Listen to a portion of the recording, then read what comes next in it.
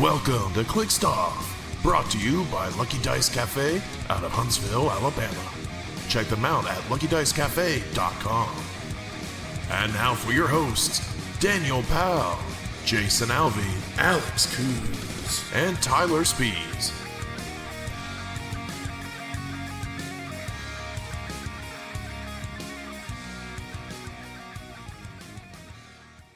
Hey everybody, welcome to Clixed Off today. This is your host Daniel Powell speaking.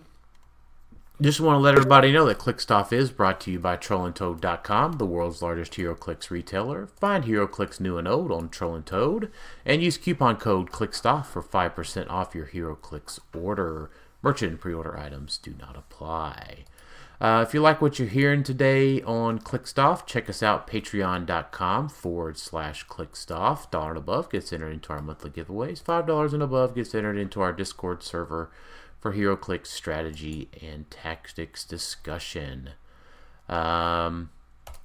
So, joining me tonight is Jason, super duper ooper duper youper excited about playing Silver Age, Alvey. Fake news. Fake news. And Alex, please understand that we enjoy playing HeroClix and we appreciate all you do with the rock. But, you know, we may not have some nice things to say about Silver Age tonight, so please understand there's a difference between, you know, appreciating your efforts and our criticisms of the format. Coos. Is that me saying that? Because that's me. That's me. That's me pre-apologizing for Jason in advance. No, you don't have to apologize for me because I'm not going to say that. I'm just going to leave the podcast when it comes to the Silver Age talk because I don't give a shit. So I know. Listen, I don't have a ton to do with the rock at the moment. Like, so it's not. You're not insulting me.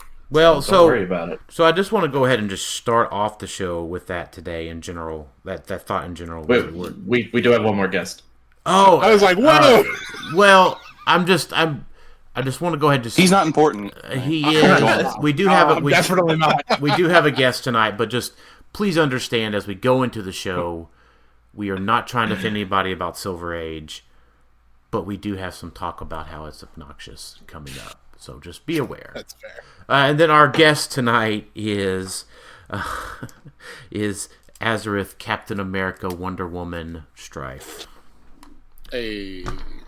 So, yeah, it's been a while since we had a guest. So, I mean, I did kind of forget to introduce the guest, but it's been a while. It's been a minute. So, and it's been an even longer time since it was me. Yeah, that's true. Now I will take offense the fact that you're bringing in someone who also shares the same opinion as you guys about Silver Age. I will take offense to that. So, if it was just you two hating Silver Age, fine. But specifically bringing in... 3-on-1. You know, in the chat, I thought it was weird, Dan, when you're like, hey, anyone here hates Silver Age and want to be on the podcast?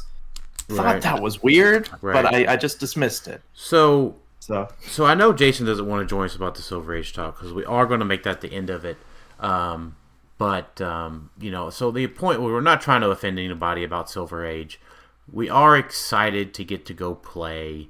And, you know, at the end of the day, with all of that talk that we're going to be having here soon, if the prizing is good for Rock Cup, which all indications are that it's going to be, you're going to have to suck it up and play it if you want to go win the prizes and go play and have fun. So that's... And honestly, even though like Rock Cup is going to be silver, I'm still like, even as vocal of a person as I've been against it, I'm still going to go because I really want to be at the event and hang out with everybody. I'm not going. Well, plus, even if you don't like silver, though, like for the Rock Cup and the HeroClix Remington, they're sealed, and then the team event, because of the whole Highlander, it's not like true silver. Like, you're not going to face, you know, your whole team has the same pieces against the same other team. Like, it's like a different feeling format a bit. Mm-hmm. It makes it team building a little different too. So even if you don't like 400 silver, I think that event is that format is unique enough to where, hey, me and my buddies could go play something fun and still win stuff. And team events are always the best event. Yeah, I think so. Let's talk about something Jason cares about. Yeah, let's talk about what Jason cares about. So I think the first thing to talk about we're going to talk about chicken wings. We're going to talk about. I can talk about chicken. Well, you know what? There's actually There's actually our food related question of the episode comes from Alec Mooser, who says favorite hot dog topping sauces and condiments. I'll go first. Nacho cheese and ketchup. Ooh. Together? Interesting. Yeah. Blech. It's very good together. I was going to say chili. Yeah, so chili with onions would be... No onions. Would be my favorite. I've grown to like onions. As I've gotten older, I've become more of a vegetables on my sandwiches sort of person, like onions and the occasional tomato and lettuce. Yeah, chili. I mean, if it's just chili, that's fine. But then as a condiment or whatever, mustard or ketchup, preferably mustard. Only ketchup for me as far as condiments go. Yeah, I don't know what I would. For me, I don't really go out of my way to have hot dogs. Like, it's really a environment. So if we're saying, I'm at a baseball game or something, then I'll probably do just, I guess, ketchup and mustard, because there's usually not a ton else besides onions or something, right?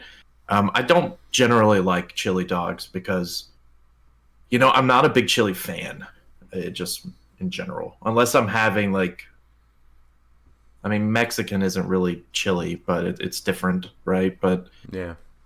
But for me, it's I don't toppings. It's really I guess whatever's at the ballpark, because that's what I could get. Yeah, I like chili when it's actual chili and doesn't have beans in it. Wait. What? Why is it not actual chili that has beans? So apparently, I did some reading on this many years ago. Real chili doesn't have beans. That's only if you're from Texas, and I'm just saying. I've never had anybody here in Kentucky that made chili that didn't put beans in it. I just hate beans, so I'd prefer chili without beans. You know what sounds good? What about barbecue on a hot dog?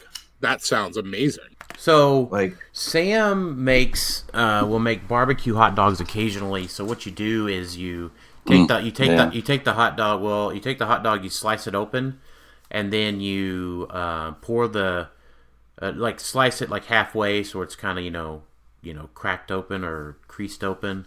You pour the barbecue sauce down the center, and then you put that in the oven to where the the barbecue sauce gets a little bubbly and kind of bakes around the edges there a little bit, and then you eat them like that. So my dad just bastes them with barbecue sauce on the grill, basically. One thing I will say, pretty good. If we're going to go deep into this hot dog talk for a sec, absolutely no, boiled hot dogs or whatever people do. No. You know what I'm talking about? They cook it in the water. I've had boiled hot dogs, but that's because that's what we had to do. Yeah, it's out of necessity. But half the time I'm if you're able to do this, why can't you just put it on the grill or put it in a pan, and you could just sear it, and then it's not rubbery. Anytime I've had a hot dog that's here it is, yeah, we boiled a bunch of hot dogs, I'm that's gross. Yeah, I get that. Yeah, our food related question of the episode. So chicken wings on hot dogs. Let's just leave the hot dogs off. Just chicken wings. Yeah. How about you shrink the hot dogs and wrap them in a biscuit, a small biscuit? No, that's perfectly acceptable. I'll have multiple of them. Would also accept bacon wrapped hot dogs with a little bit of gravy, or bacon wrapped pigs in a blanket. Yeah, It works also.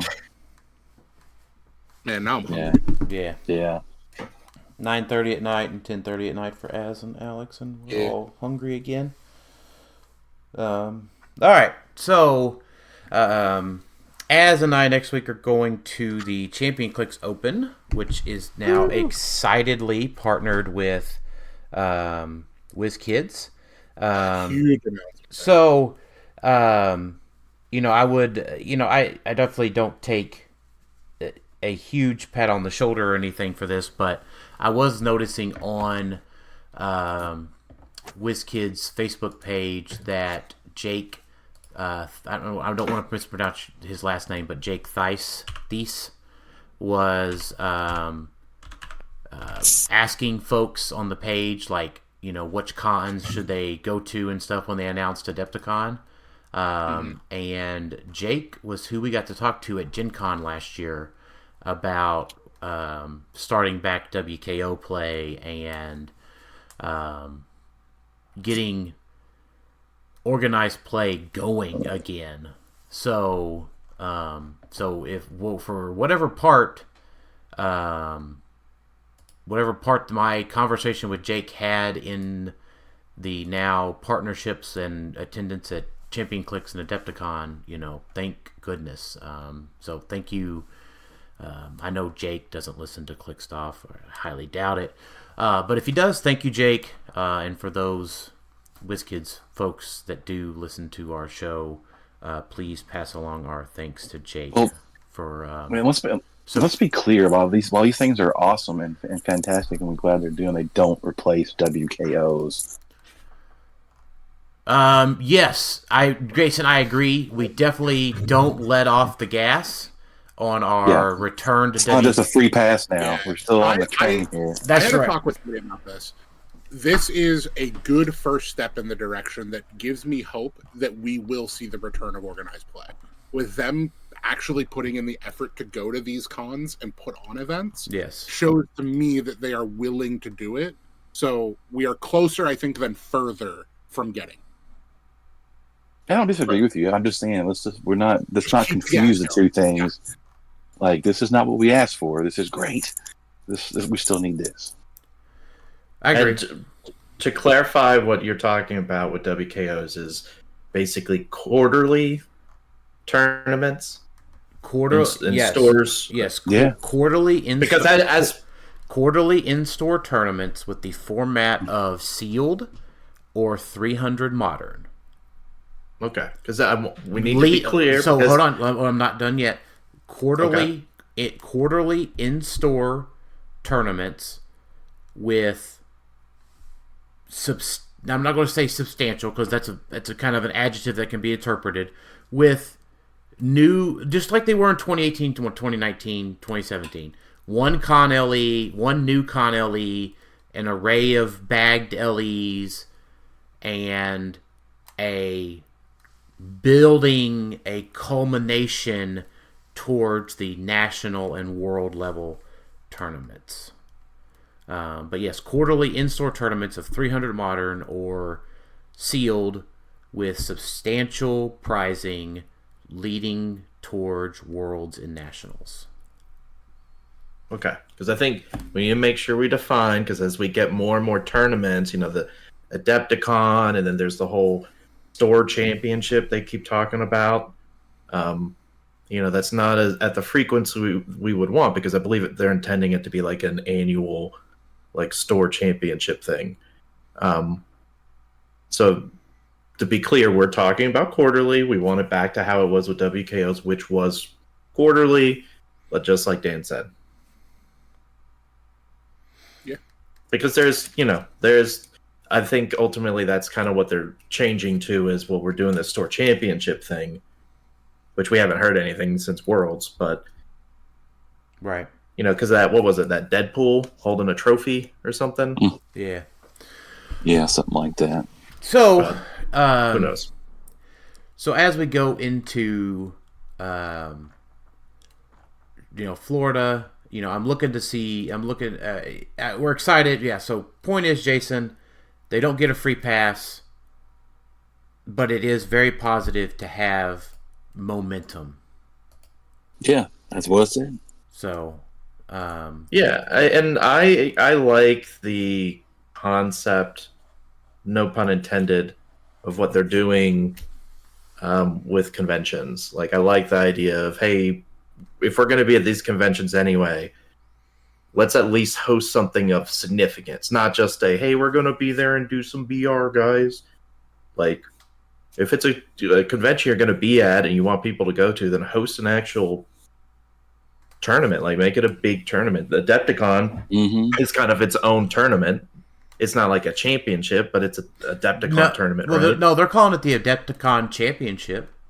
I meant like a national championship, or like a, it's not like it's its own thing. Well, so like it's separated, which is huge. It's still big. So I tell you what it feels like to me it feels like I wasn't playing then, but from reading, whenever they had the Wizard World Championships, that meant something. So, I don't know exactly what all that means, but it feels like it's bigger than a WKO. It's something that feels bigger than a WKO. The prizing is obviously bigger than a WKO. And hopefully I feel like they're modeling this after what they are doing with Onslaught, which is the only tournaments they host for Onslaught is at these conventions, and then the winner gets some prizing, but also gets kind of this big. I keep calling it the Chaos Emerald because it looks like it's from Sonic the Hedgehog because it's different colored every tournament. It's like a different colored big gem, and they're like, "Here you go. This is the championship plaque," and so, or the gem or whatever. And it's cool. Like, if they're going that way and saying, "Hey, we're going to have 4, 5, 6, however many big championships throughout the year at all these conventions," it's like, that's great because I'm more likely to travel to a big championship like that if there's other stuff to do, right? I'm not going to travel 8 hours, 9 hours to play in one tournament and be done. Yeah. There's got to be other stuff to do. That's why I like going to Gen Con. I like going to Worlds. I like going to the Rock Cup because there's other stuff, more HeroClix games to play, more things to do there. And so I've never been to Adepticon. And I bought my ticket and everything and entry, and I can't wait to go. I'm pumped. Well, so we kind of, I want to talk about the meta here soon, but let's just talk a little bit about Adepticon prizing. Before you did, I was saying the one other big positive note on the side is the prizing at Adepticon. Yeah, put World's prizing to shame. It really did, unfortunately. But a positive outlook of going forward. But it is, right? Yeah. It is. That is a shame. But it is now building momentum back towards better pricing, right? I mean, we stuck it out, through in 2021 where there was no championship and official championship. And then, we had really good pricing in 22, and then 23 fell off, and we've all stuck through it. We just survived it. Let's have more momentum this year. More. Let's do it. We're ready to play. But pricing for Adepticon, let's just talk a little bit about some of the side stuff. They're going to do Learn to Plays.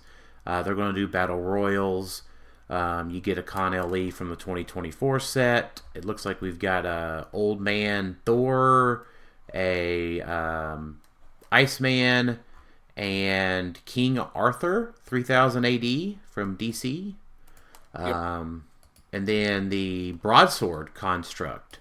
So the return of convention exclusive constructs.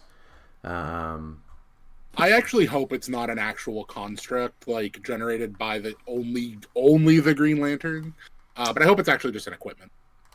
Yeah, it'll be interesting to see. We now obviously we don't have any idea what they're going to bring or what they're going to have next week, WizKids wise at Champion Clix. I mean, obviously Champion Clix has a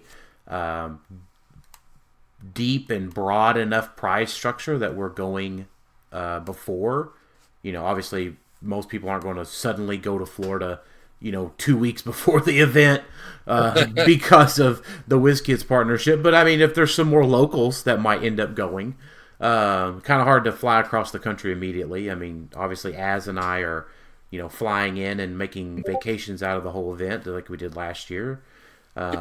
So it'd be nice if we could see some of this stuff next week, at least a preview or something. While we're down in Florida.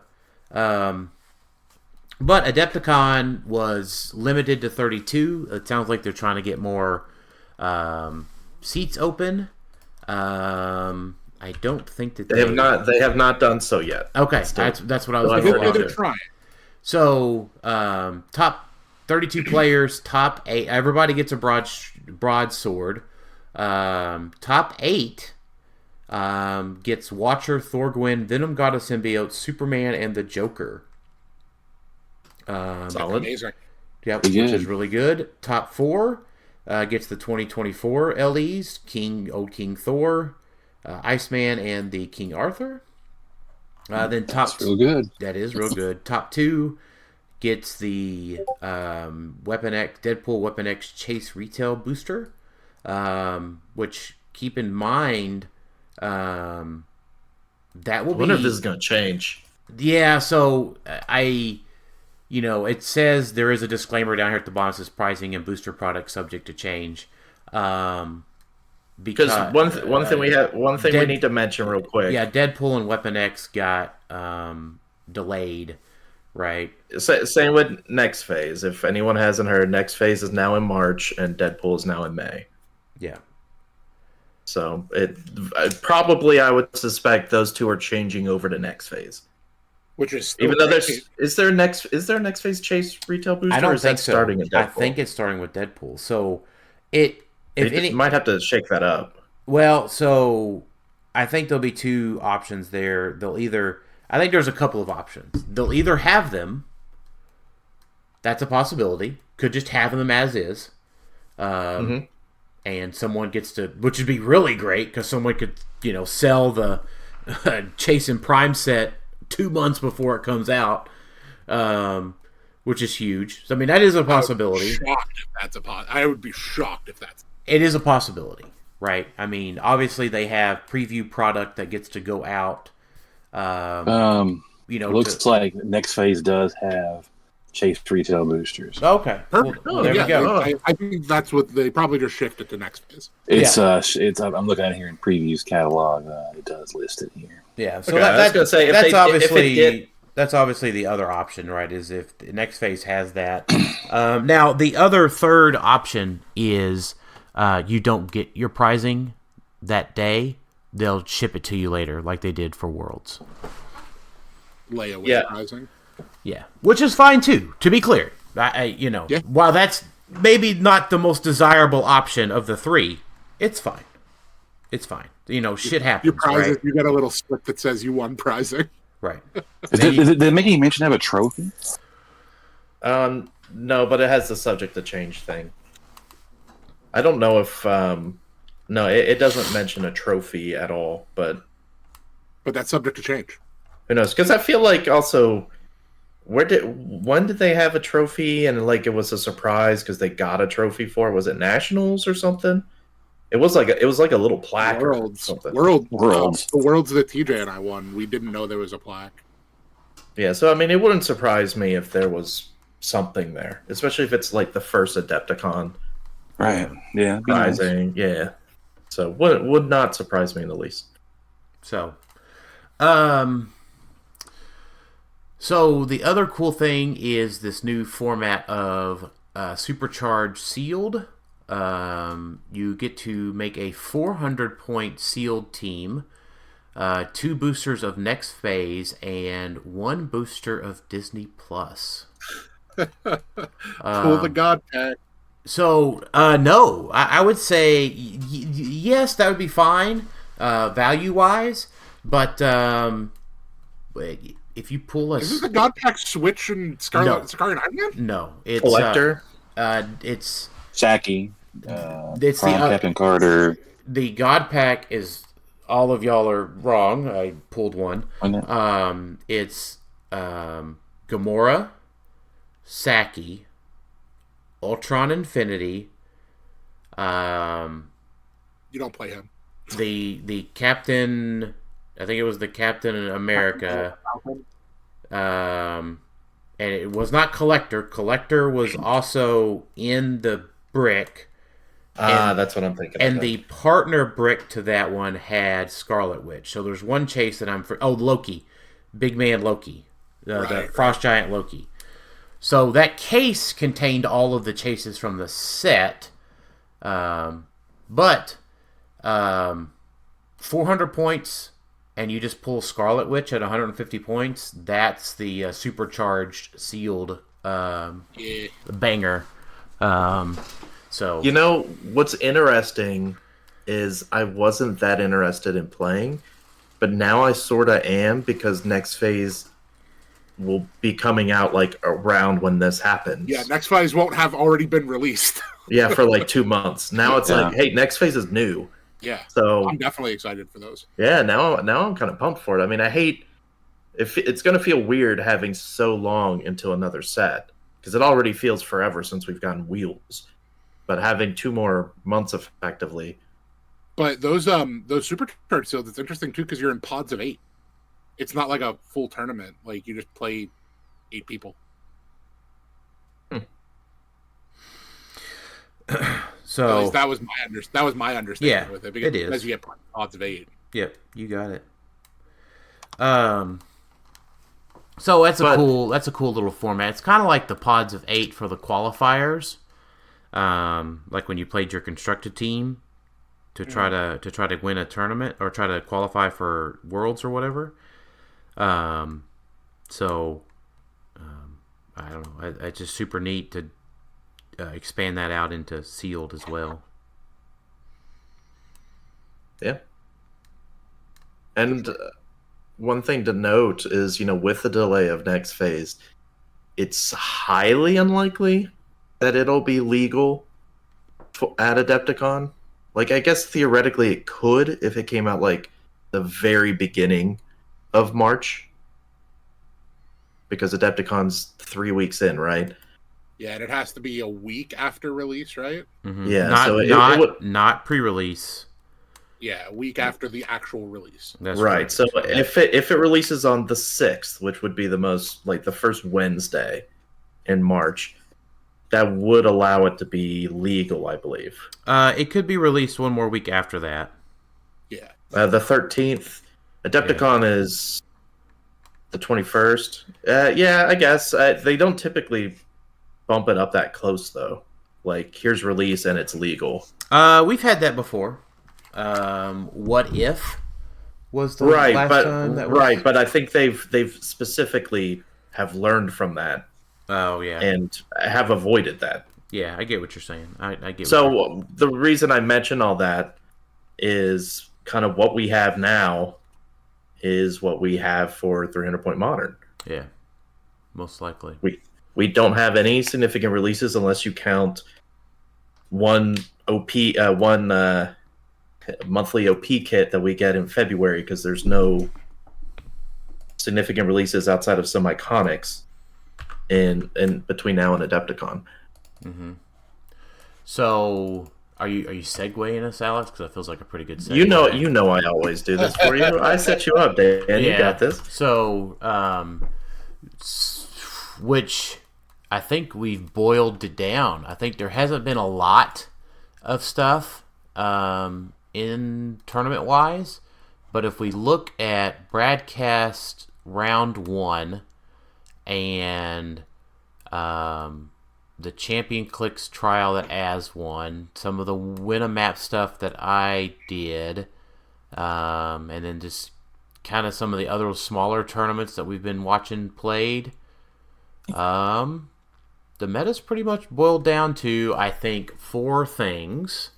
Carnage Silver Surfer, MOE, Scott Porters, and Kale.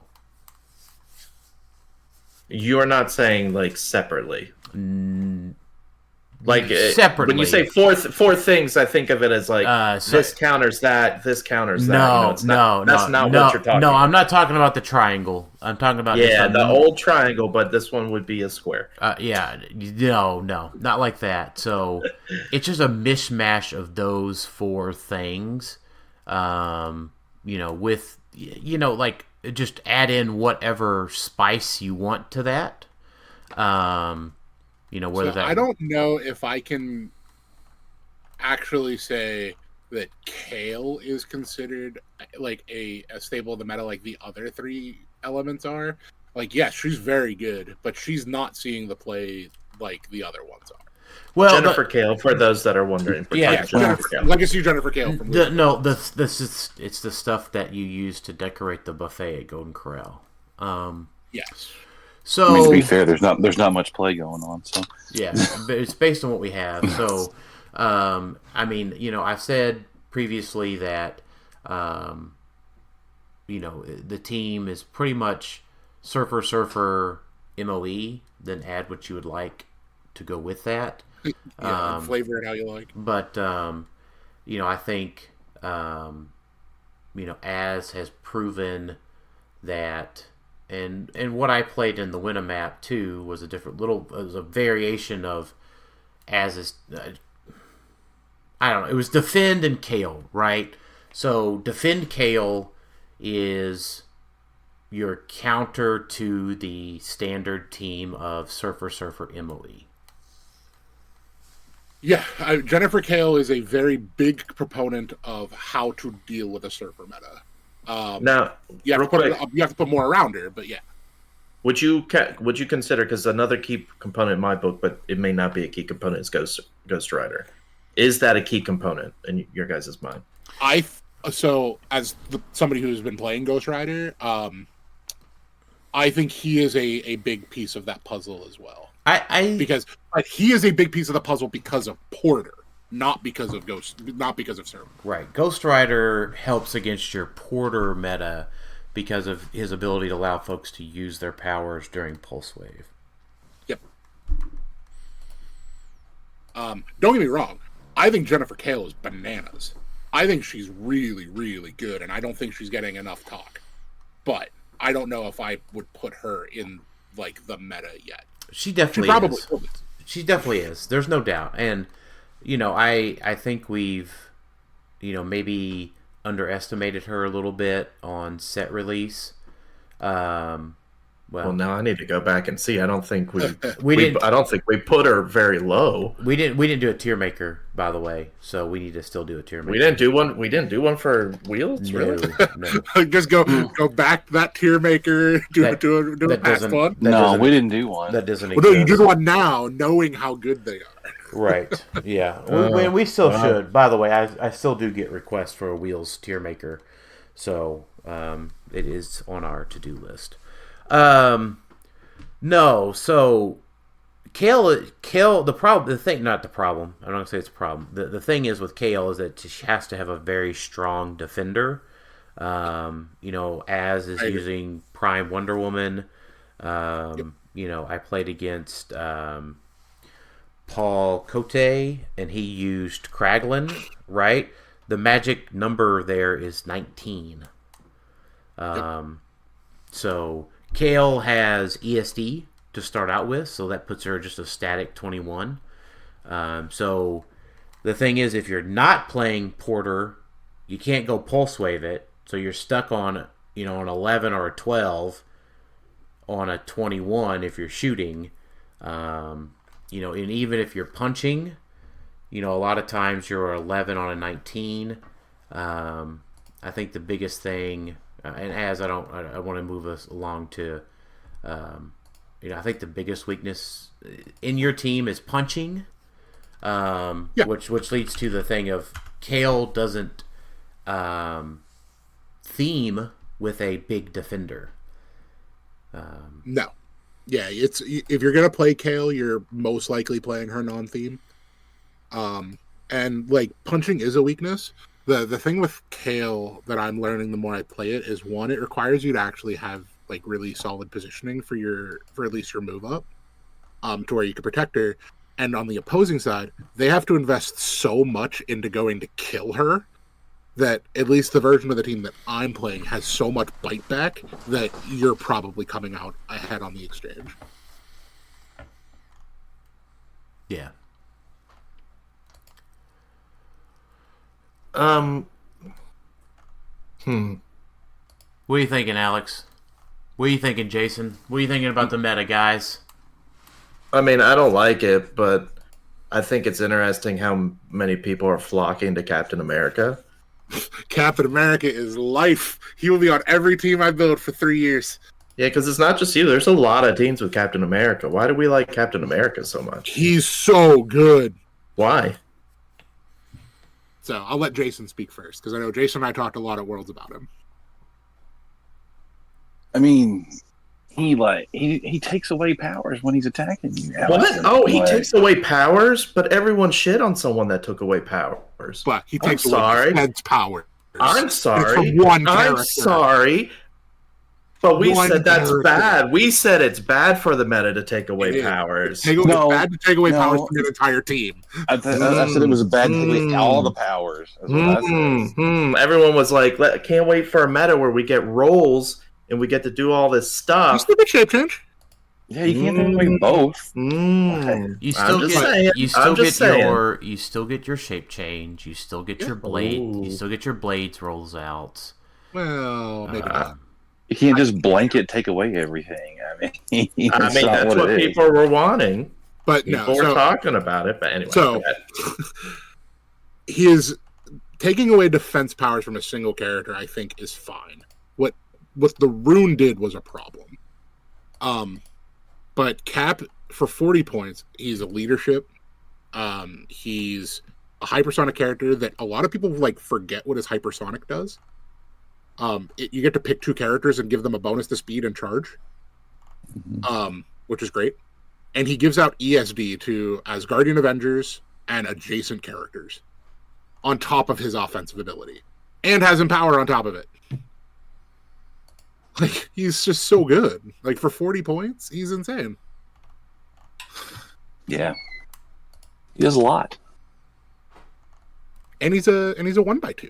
Granted, that's a little bit of a downside because you can't PK him, but he gets to clog up a bunch of holes. And he spreads out his ESD to a lot more folks. And he has improved movement characters, which is great for a hypersonic character.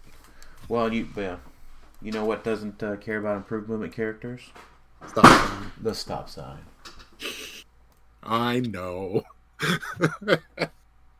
So how do you guys generally feel about the meta? So compared to ages of old, how do you feel about it? It's way better. It's way more interactive. Is it? This is a much more interesting meta, in my opinion, because there are enough things that can be played differently. Yeah. And you don't have to be can't play this figure because he just doesn't have powers. Can't play tent poles because they just don't have powers. I mean, you can't play tent poles right now for other reasons. Well, you haven't been able to play tent poles for a while. Yeah, it's not because there's a lot of reasons besides just that. But why be real? Tent poles bad. That's so bad. OMAs are bad. Yeah. Tent poles are. Or so everybody wants you to think anyway. Huh? So everybody wants you to think they're bad. They want to bitch about them or whatever. No. So, strategically speaking, OMAs are currently bad. Yeah, stop sign existing just makes them unplayable. Right, exactly. Yeah. So, we won't talk about tent poles or OMAs because there is a format where they're good again. But we'll wait a little bit to talk about that. So, my only downside with this meta is it's not even a negative against it, but it's just I think Scott Porters were just made way too strong. Scott Porter being on every team is just that's my only negative to it. I feel the same way kind of about Carnage Silver Surfer. Well, yeah, I mean he's at least yeah. It's if you're building for the meta, you could just start with that 100 points and be I got 2. Yeah, Carnage Silver Surfer, 2 double porters, and then whatever I feel like. I got 200 points, and I could just go wild. But those two, that combo right there is just going to be a lot of teams. The combo is 2 Silver Surfers and 2 Scott Porters. Sure. But not all of us are Mr. Moneybags that can afford 2 Carnage Silver Surfers. I didn't buy 2 Carnage Silver Surfers. I don't have any. So I'm like, what else is there? Yeah, the thing is like, some of these point values are so efficient and that sort of thing. But I was looking at our questions here, and Clark Grantham, I think the reason we're not as high on Kale, do go listen to the sudden death episodes that Az typically host. He talks about Kale on there. And the reason we didn't talk a lot about Kale over the December month is because we took December off. Because we didn't talk a lot at all about anything. So, but we were in depression mode. The entire Clixed Off chat just died in December. Yeah. We were depressed. Not all of it, but not all of it. Yeah, we shared what we got for Christmas. But yeah, she is very disruptive in a meta field with combat value modifiers. So yeah, and this meta is very much all right, get to a 14 attack, and I'm gonna hit whatever I attack. And she's just like, are you though? Yeah. But you have to just be a little more strategic. Yep. And, you gotta be a little bit. Yeah, I was going through some of the modern questions that we had here, and wrapping up the WizKids talk. David Newmark asked, does everyone know that the owner of Champion Clix in his free times competitively eats flax seeds? Heard his records is 98,000 seeds in one setting. I hope you drink a lot of water, David. Flax seeds have a ton of fiber, so. That sounds brutal. I love Newmark. He's such an idiot. That seems like a really weird flax. Really weird flax, yeah. Like I could say I eat 90,000 grains of rice in a day, or I don't know. It just seems really weird. Now I kind of want to. I don't want to watch him eat flaxseed, but I am kind of curious. I'm like, do you just like? Is it like a horse thing? Like you have it just strapped to your head and you're just munching on it all day? How do you just sit there and how do you eat it? Like how do you eat it? Right. Like so modern competitively? Yeah, my gosh. All right, so wrapping up modern talk, or thinking a little bit more about modern talk. I think in general, right, at Champion Clix, you're going to see Kale and Surfers. I really do. You're at least going to see one Jennifer Kale. I think there's more to that, right? And I even think towards the end of the event, right, as you go into the upper cuts of the event, right, it's going to be Kales versus Surfers, with Porters, obviously. Captain America's, because I think because I loves those. Well, because I also think, yeah, I know your team, but I'm also thinking of the Sioux Falls trial with Calder's team. Calder playing double it with camo on an animal theme. Yeah. Like I looked at that team, and I was like, I actually really like that team. Like I would want to play that.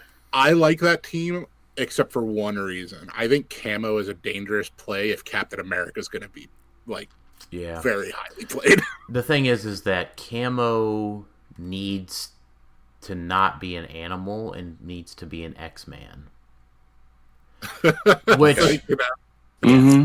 agree. So he can have his rollout. So I mean, I played that quite a bit when camo first came out, and much to the furiousness or the chagrin of Jason and Zach locally, something that can cross the entire map and smack you for 7 damage exploit is pretty big. Yeah, I mean is good. He does get the Killmonger rollout, so potentially. That actually brings me to a good question about the meta. Do you build to have an attacker that is not equipped? Yes, you absolutely have to. Yeah. I agree. Without question. Yeah.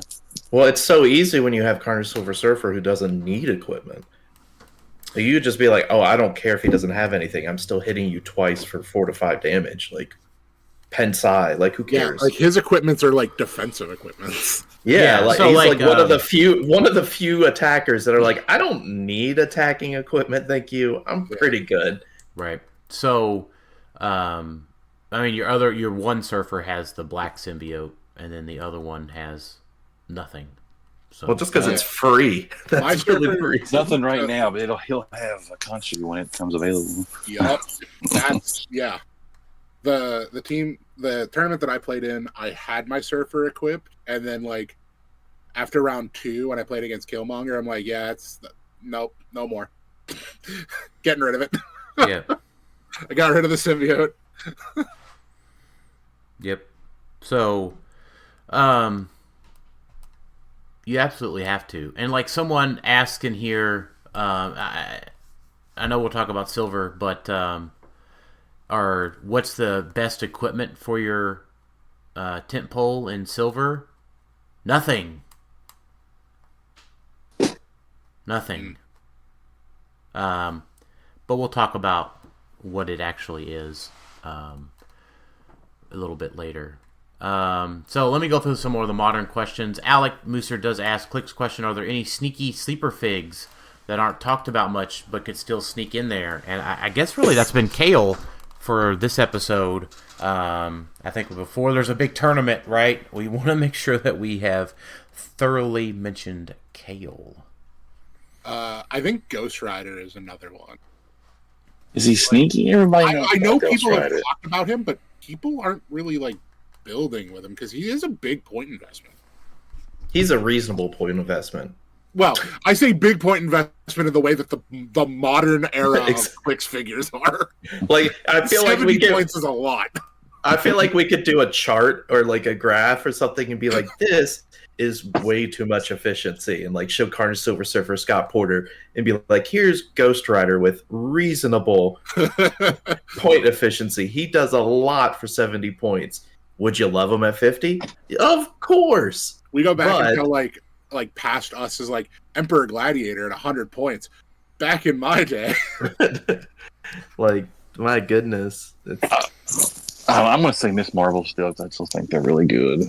And they go on everything. Yeah. I like Miss Marvel as an option. Yeah, she's really good.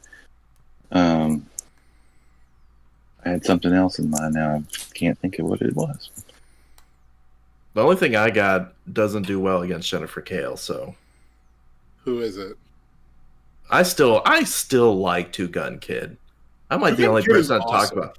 Like, he's not going to see any play right now. But that dude at 20 points is pretty ridiculous. I mean, just prob for 20 points that can do a double attack is double attack precision strike. Like, give him some energy. Like, give him pumpkin bombs. Yeah, it's just like, I'm just gonna run around and just tag everybody. You have one pumpkin bombs and one like shock gauntlets. Yeah, and he's got technically a 13 range if you include 7 movement running shot because he doesn't have his speed. It's just he's incredible. We talk about point efficiency. He has incredible point efficiency, but his keywords aren't great, and I think he's someone that will end up surprising people eventually. But the meta isn't ready for him. Oh, Orb. I was going to say Orb. I think he's better than just on Pulp. Just in Pulp, I think he's just good all the way around. I love me some Orb. It's hard to play him in Modern, but I can see that. How about you, Dan? I know. Mine was Kale. I wanted to make sure that. Okay. That was I want to make sure I mentioned Kale tonight. So we do. I think next I do want to cover a bit of the theme format. Matthew Groenheid asked about it. I am okay with sharing what I'm playing in the apples versus oranges next week. So, which I would say, Jason, if you would like to go now, this would be a good time for you to do so. All right. I'm not saying you have to leave, but I'm saying if you'd like to, now would be a good time for you. Yeah, I might as well. I'm not going to play any of that stuff, and I'm not going to play in silver. So, do we need a final thoughts from Jason in the middle of the episode? Yeah. Hit us, Jason. Yeah, I guess what I'm going to say is you guys enjoy Champion Clix. I hope everybody has a great time, and my thoughts on silver is I don't know why we keep pushing another format that we still have an underserved modern age format out there. Why are we dividing up everything? It's not needed. I'm going down that hill, so whatever. So that's fair. Wish you were going to Champion Clix, buddy. Yeah, I wish I was too, but anyway. One day we'll you get guys have fun. Go win something. One day we'll get you in a plane, Jason. Yeah, good luck. All right, good night, guys. All right, see you, Jason. So I think theme format, how that differentiates from modern is must have the printed keyword shared. So like Porter is like almost instantly bad. Yeah, he's unplayable. Well, he is because like celebrity, like I did look at Porter for the Apples event because it was 400. And oh my gosh, right? Highlander, right? It's also Highlander too. So like, you can play like Porter, Irene Adler, Bizarre Matulatok from the Guardians thing, and like one Miss Marvel, and then it's like you're still at like 200 points, and you're like that's like 90 points, and you're like, what the fuck am I going to play next? And like Space Ghost. So what I mean, like I went and built it out like what I would potentially play, and it was like 20, or not like 20, but like 10 30-point figures that like don't do enough. But like maybe it's playable. Like the only thing that did stand out to me in that format with Celebrity was the BTU Dark Side. But mission point one. Yeah, I mean he attack big, go pew pew. He big stick. He attack big. Yay. So it's printed. I think the biggest thing in that format for me currently is the Mephisto team up card. Which allows. Which one? Doesn't he have like 3? It's the Masters of Evil or the Ruler one. So here's what I've landed on: is the Masters of Evil or Ruler team up card for him. If Mephisto is listed on a theme team, when he would be dealt damage, not hit, from an attack, he may instead choose another friendly character within range and line of fire. If he does, that character takes 1 unavoidable damage. So you combo that with Power Cosmic. Protected Outwit Mastermind, and you can chew through a team 1 click at a time. So it doesn't matter if you critically hit them. It doesn't matter if you have knockback with that attack. It transmorgifies it into 1 unavoidable damage. That's so gross. Now, if you crit hit the Mastermind person, obviously, they can't mastermind it to Mephisto, but if you're like, okay, I'm going to go crit hit Mephisto, get him off the board, you can't. Yeah, because you're giving up the ability to bring him back like he normally has. Correct, yes. But, so like, the reason I think that works so well is because Porter is so bad. Yeah, because Pulse Wave will be less relevant. Right, Pulse Wave would be less relevant. So what I am playing is that Mephisto team up. I am playing Legacy Ultron for the Cosmic Energy Mastermind, Legacy Apocalypse for the Cosmic Energy Mastermind, among other things. Death Metal Wonder Woman to bring back anybody that would maybe be KO'd. And LE Saturnine for a TK and the dice manipulation. I just realized that she also does the tarot card thing. Yep. And I am not planning on using that. And she has TK and phasing, and she has Cosmic Energy Mastermind. Yep. And then I'm playing Mad Jim Jaspers. Obviously, he does not have Mastermind, but he is also Cosmic Energy, provides a Perplex and Barrier, and importantly, allows me to get like a motorcycle onto somebody if I'm not going against a King Killmonger in that format. And an Indigo Tribe Ring, so that 1 damage, we can just support that back on up.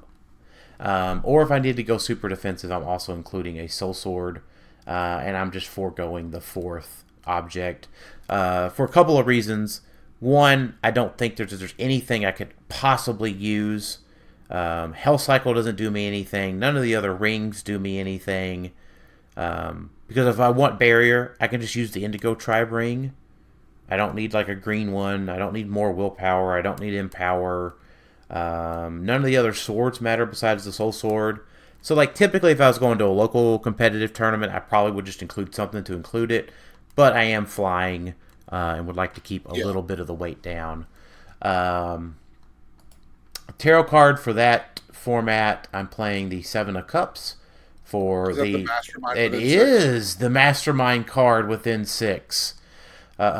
Big surprise. 9 of Pentacles, which is the 3-square sidestep card, because that was the least offensive Pentacles card that I could think of that it was half-ass useful. You should look at also Queen of Pentacles as an option. That's the only move in certain ways. Only in a direct path. Yeah, I mean, I thought about that one, but I figured it would mess me over as soon as I needed to use it. Sure. So, the 2 of Swords, which is the Energy Explosion 3 damage one, because Legacy Ultron has Energy Explosion. The 3 of Wands, which is support as free, if they have support. And the Page of Cups, which is regen as free. And the Sun, which is can't be hindered line of fire. Yeah. So was there ever a consideration for Lilith Prime instead of Mad Gem? No, because she's more points. I don't have any points. I'm at 400 points exactly. Yeah. So she's 50. So yeah. I can't. There's no 20-point ruler. Okay. So, I did look at just equipping Wonder Woman with the Soul Sword and playing Master Mold. There is a 20-point ruler. Is it worth a shit? What is it? Legacy Daredevil. Oh gosh, see, I don't know. Yeah, maybe. Really? Because he has hellish keywords. Oh my gosh, does he really? Yeah, he does. Oh my gosh, that's so offensive. Anyway.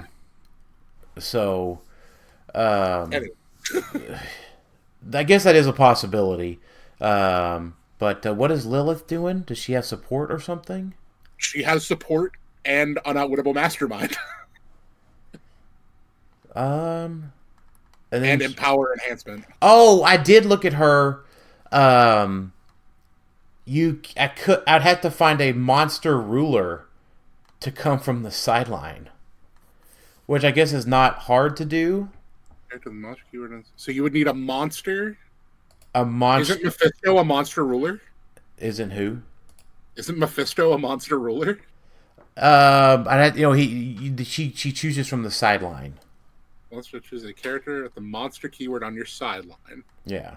Does the sideline have to have the keywords too? Yeah, in the theme format it does. Yeah, so I could look that up. I mean, and I think it obviously makes her the obvious target, though. Which is not a big deal, but that's fair. I mean, I could look. I was just curious if that was ever considered. She also just gets to place anywhere. What do you mean? Free place her anywhere to a friendly character that I have to move somebody up. That shares a keyword, or she just gets to boop around out of danger. That's true. So, like, Monster Ruler, I could put a black card on there. I could put up the Legacy Daredevil, because apparently he has Monster and Ruler. Black Skull. Yeah, this is that's been more than I thought, I guess I should say. But maybe Deceased Wonder Woman. That's probably. No, let's not get crazy. Man. Let's not do objectively bad. Sorry. Let's not talk about objectively bad HeroClix. Thanos. Yeah, I suppose that's a thing. So I don't know. I might reconsider her. I do. Mad Jim is also a perplex and a. Mad Jim's really good. Don't get me wrong. Right, and then because I would like Ultron to be able to like ride a motorcycle. Sure. So like just giving him running shot is in +1 speed. Yep. Or hypersonic. Hypersonic's really good on him though. Right. I know that's not the motorcycle. That's the Hell Cycle, right? Or is that the motorcycle? I get the motorcycle confused. is running shot. Hell Cycle is hypersonic. Yeah. Because that's what you were when typically before when you were playing Legacy Ultron, you got Ultron Prime and gave him the surfboard, so that way you could have hypersonic. Because hypersonic was, I guess, more ideal. Well, I have to to do that. You have to put a drone in danger. So yeah. That's the biggest negative to Legacy Ultron currently is he lost the free Pogs. Yes, that was the thing. Yeah, when you gave him hypersonic because you could put the Ultron Pym Pogs out there. Yeah. Now he actually has to potentially give up points. Right. So yes, that was why. So my plan is, I guess if anybody's playing an apple and oranges, you now know my plan. But I have huge reach. Yeah, sure do. Huge reach. I mean, and even Legacy APOC would not mind to ride a motorcycle. You guys charge. Or even because that would give him charge and super senses, which makes him even more annoying to attack. So, things in general. That's what I think about the theme format. I'd really like Ruler because I really like Mephisto's team up ability there. Because the team up's really good. Because if you're legal for the format, you're legal for the team up. Yep. No, well, and not really. I guess because you could play two different characters that are because the team up looks at the name, not the set number. Yeah. But you could play both APOCs. So not technically so, but most likely so. You could play the Mephisto team up, regardless. Is the Pulp event theme too? No, the Pulp event is just 400 modern Pulp. Yeah. I think Nick's going to be good for you on that one. Good.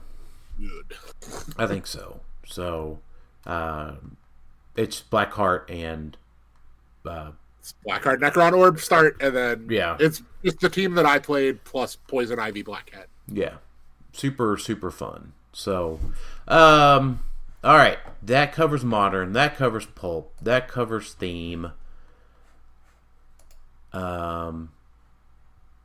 We certainly hope to see, and I certainly hope to see y'all at Champion Clix Open next week. Silver Age announcement. Alex, would you like to look at the announcement and tell us all about the cool different categories of temporary bans, unbanning, and watch list? Just give it. I've talked for like a while here, so Alex, give us the rundown of the changes to Silver Age, please. Yeah, so Silver Age is a lot different now. Basically, the three big changes they made first is that it's now 400 points. I would argue that's probably the most controversial part of all the changes. Ridiculous. Yeah. Absurd. Absurd. Because I don't think anybody... The three big changes are first is just build total is now 400 points. The second change is at least 200 points of the team's main force must come from sets that are not Modern Age legal. I don't think anyone really had an issue with the half split. I think most people were like, they were saying that's how it should have been from the beginning. So perfectly okay with that. And then the third one, which has already been broken, is mission points now have to be 30 mission points. That probably actually needs to be bumped up higher, but mission points. Mission points just need to be. Well, mission points probably need to just be banned. It's one of those things that it's just really hard to wrangle and balance.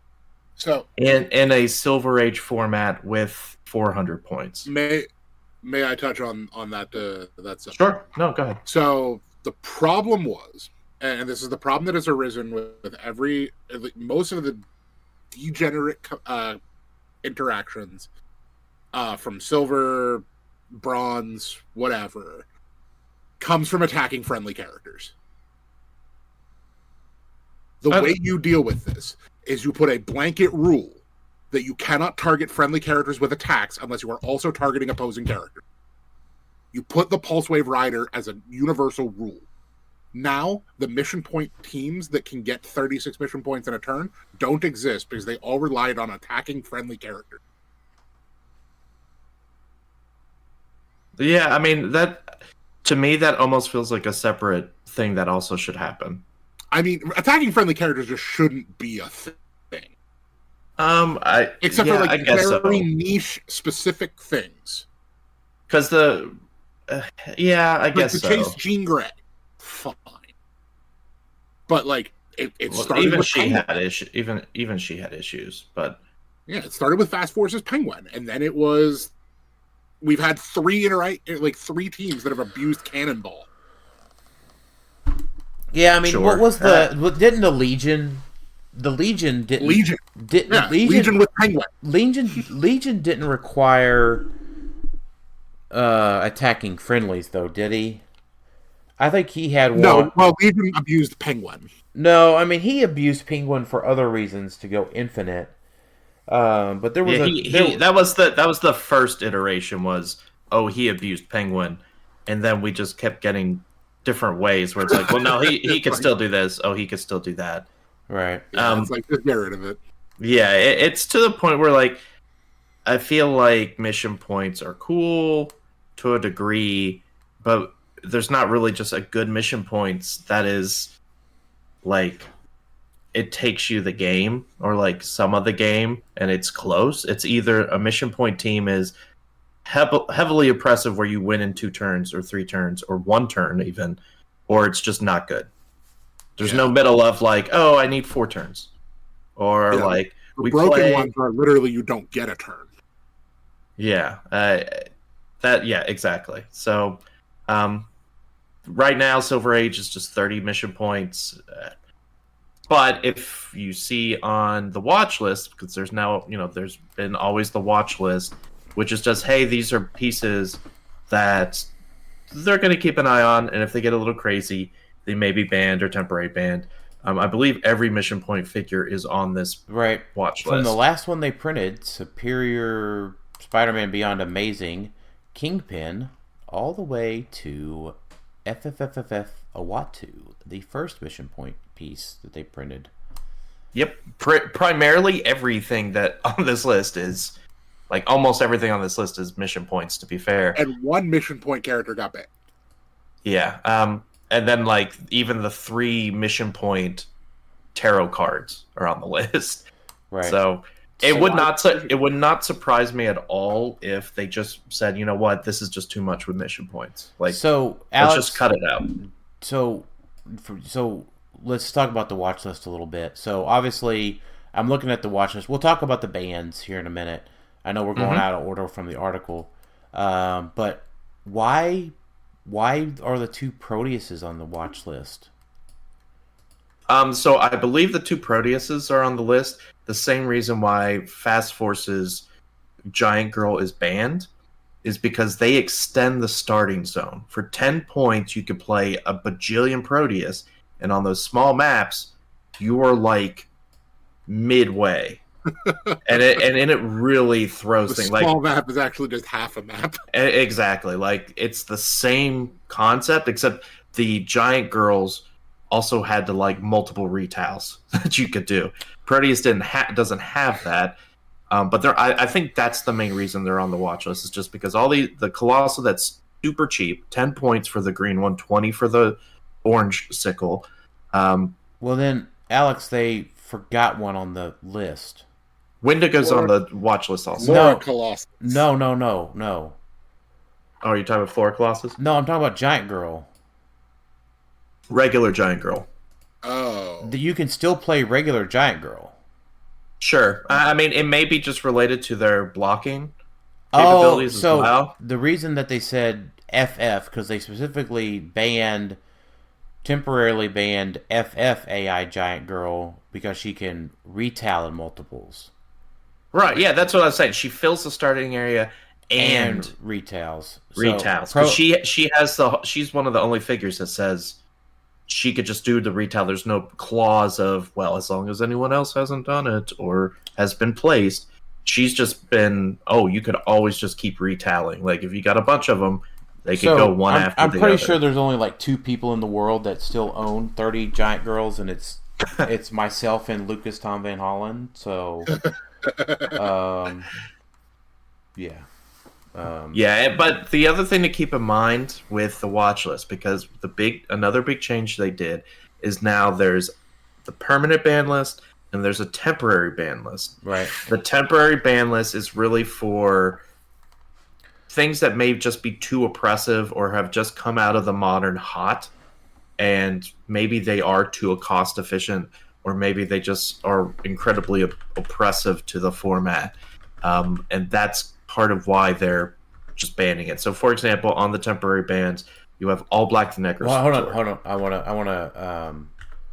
I want to continue finishing out the. Oh, okay. Sorry, I'll back up. Sorry, let's back up. So, emotional modifier in the time platform. I mean, why the emotional modifier? Is it same reason? It was. I mean, I was not.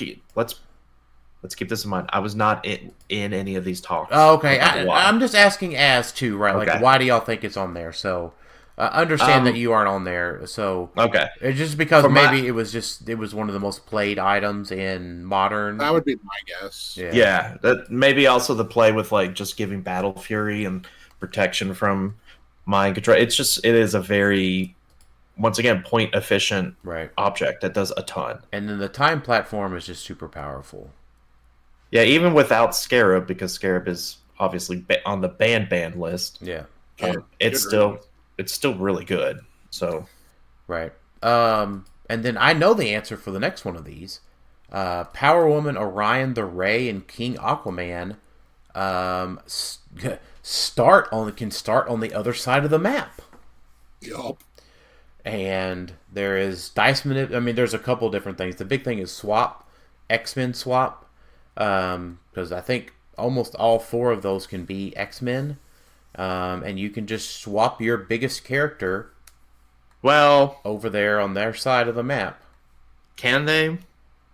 With the bans? They can't, but they could before the bans. Those are the only whatever that trait was called. Whatever. Isolated from the world. Isolated from the cruel world or whatever. But that's why I know that one, because that was a pretty cool trick that no one did last year. So the next one on the watch list is the Cloak of Levitation. That kind of goes in with the emotional modifier. Yeah, it was just everywhere. Just everywhere. Which, with the motorcycles now, it's kind of like, well, is it really that big of a deal? But yeah, it's 5 points as opposed to 15. Sure.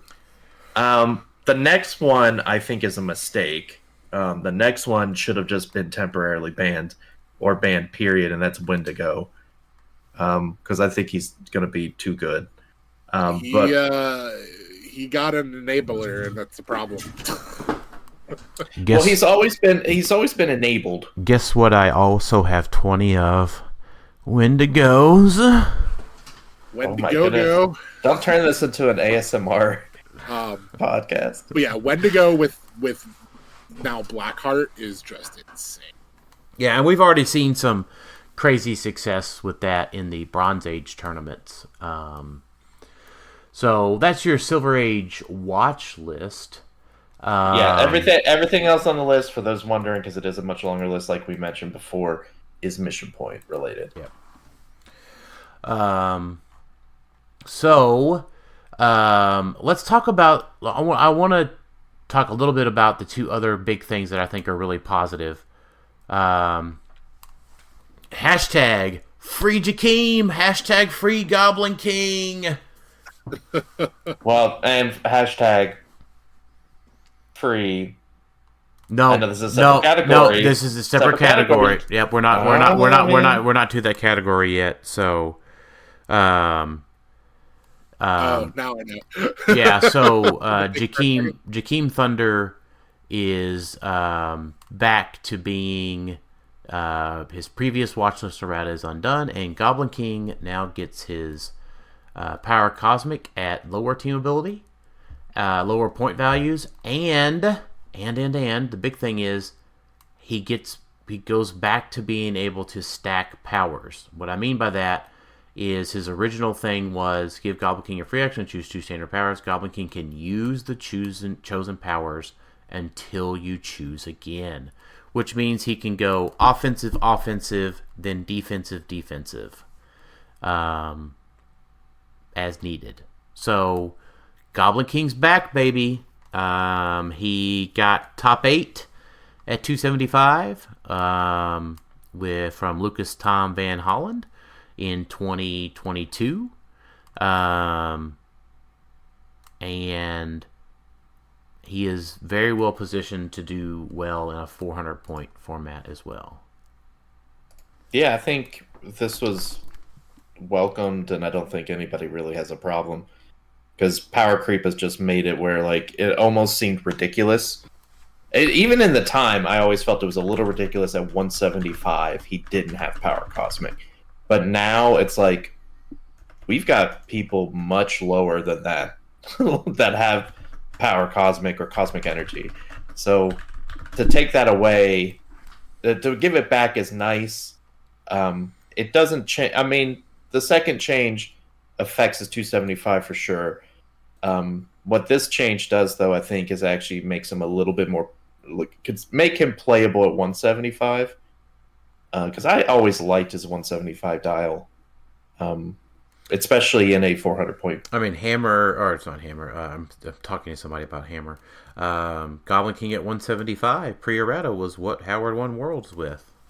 Yep, 75. I think he's a little overcosted. Not enough clicks, in my opinion. I mean, I won my first States event with him post-errata. Mm-hmm. And it worked out really well.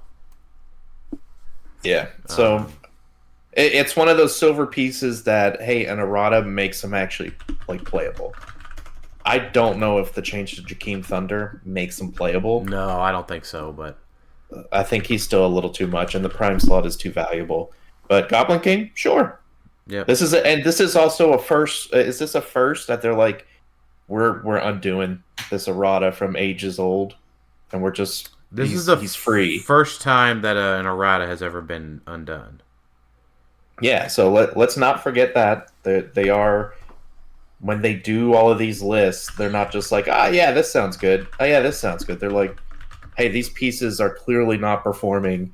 It's because they have an errata from previous. Let's release that. Let's get rid of it. So I think that's promising. Right. All right. So let's talk about temporary bans.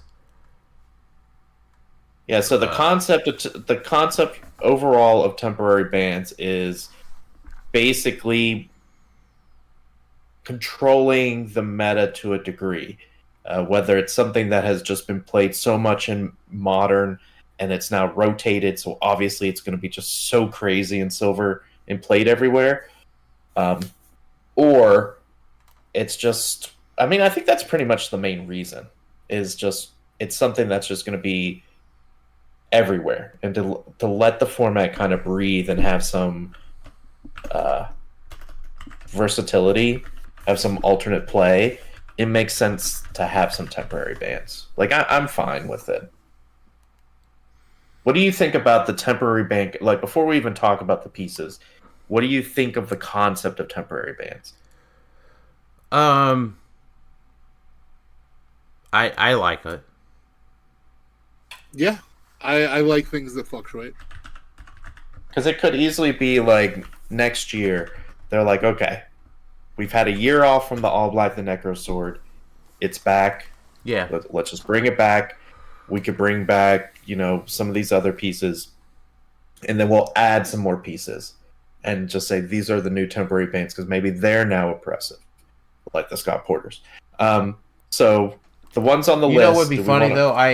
We can go through them, right? Or we just talk about them a little bit briefly. You know what though? Scott's own piece getting banned at his event.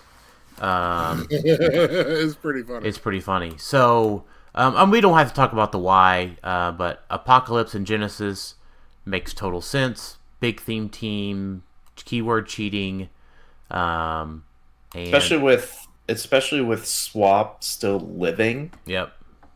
That's the big thing. It's like that's just going to be a oppressive force going forward. Of hey, every monster, I forgot all the keywords, warrior or something like that. Like all of these keywords forever are going to be swappable X-Men. Like that's just like I almost think they might consider like ban because at least maybe Apocalypse just until either that or just swap, which could also be something they ban. Right. But so this next one I love because I almost wish it could happen in Modern. Yeah, Carnage, Silver Surfer. I think the big thing with Carnage, Silver Surfer in Silver is the rings, and specifically that one if you use multiple lightning bolts you get to increase damage that Easton used last year because his triple bolts become insanely more insane. So. I think that's the biggest reason for me to see him on the temporary ban list. Now, the biggest thing about this, that should be said, this is the only Modern Age Silver Age temporary ban. All the other figures on their list, well, except Genesis and Apocalypse. Forget those. This is like the only this is too powerful. Like this is basically increasing the versatility of Silver Age. Obviously, Carnage Silver Surfers, like we've talked about, is everywhere in Modern. Yeah. Well, it's the same exact thing in Silver. He would be everywhere. So if you want to separate the two ages and make it feel like two separate games, like two different formats, it makes sense to take Carnage Silver Surfer off the table. That's right. Dark Phoenix makes sense. She's super strong. I think Dr. Clarefin and the Yafet makes sense. Free support. And then the sidestep. Her sidestep would make a 400-point team take forever to play. Jeez, yeah. Yeah, so good. Stupid Flashes over there tiptoeing around with their Green Lantern TAs. Oh my god. All right, I'm putting my people here. All right, now I'm moving one space to the left. Now this person's tiptoeing. Oh, so many games I've played with. I'm like, okay, this is a 10-minute turn, and I can't complain because you were doing something. You've been doing things. Yeah, it's not like you were like, oh, do I do this? It's literally you were moving, taking all these free actions. Yes. So Merlin. So Eternity makes sense. Eternity can be a Black Lantern. Yep. I almost wish they left that because I thought that'd be funny to see. Yeah, I agree. Fast Forces Giant Girl we mentioned already. Maggot. Finally. Good riddance. Good riddance. Get the frig out of here.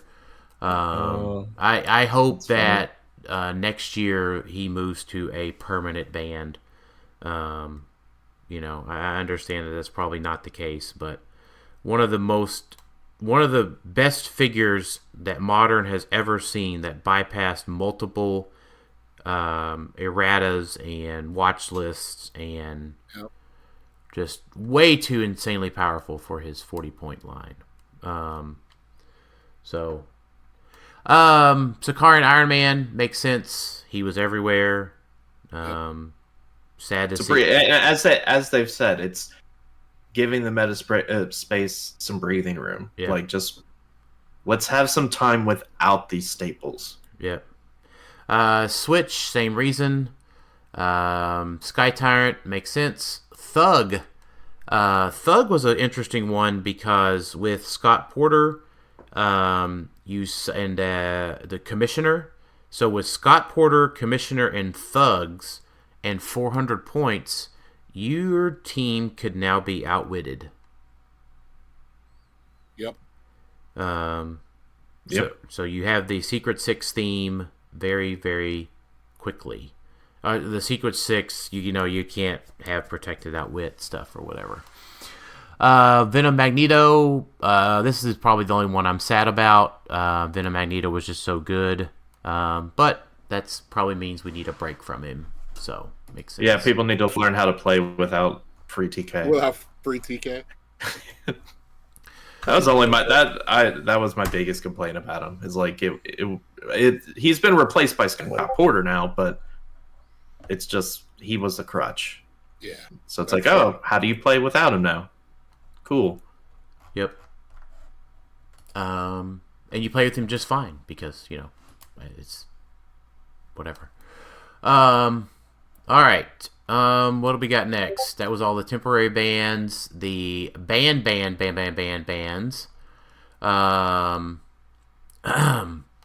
Legion Dial B, Miss Minutes, and Molecule Man. Makes sense. I am actually okay with the Molecule Man ban. It's 400 points. Yeah. Dr. Moore McTaggart.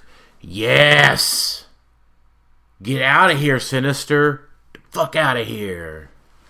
We got one unbanning. Really? Yeah. Which I would like to regale you with a song that I've been listening to lately. It is White Horse by Chris Stapleton. If you want a cowboy on a white horse riding off into the sunset, if that's the kind of love you want to wait for, hold on tight, girl, I ain't there yet. There's one more part of that song I wanted to sing. Yeah, thank you.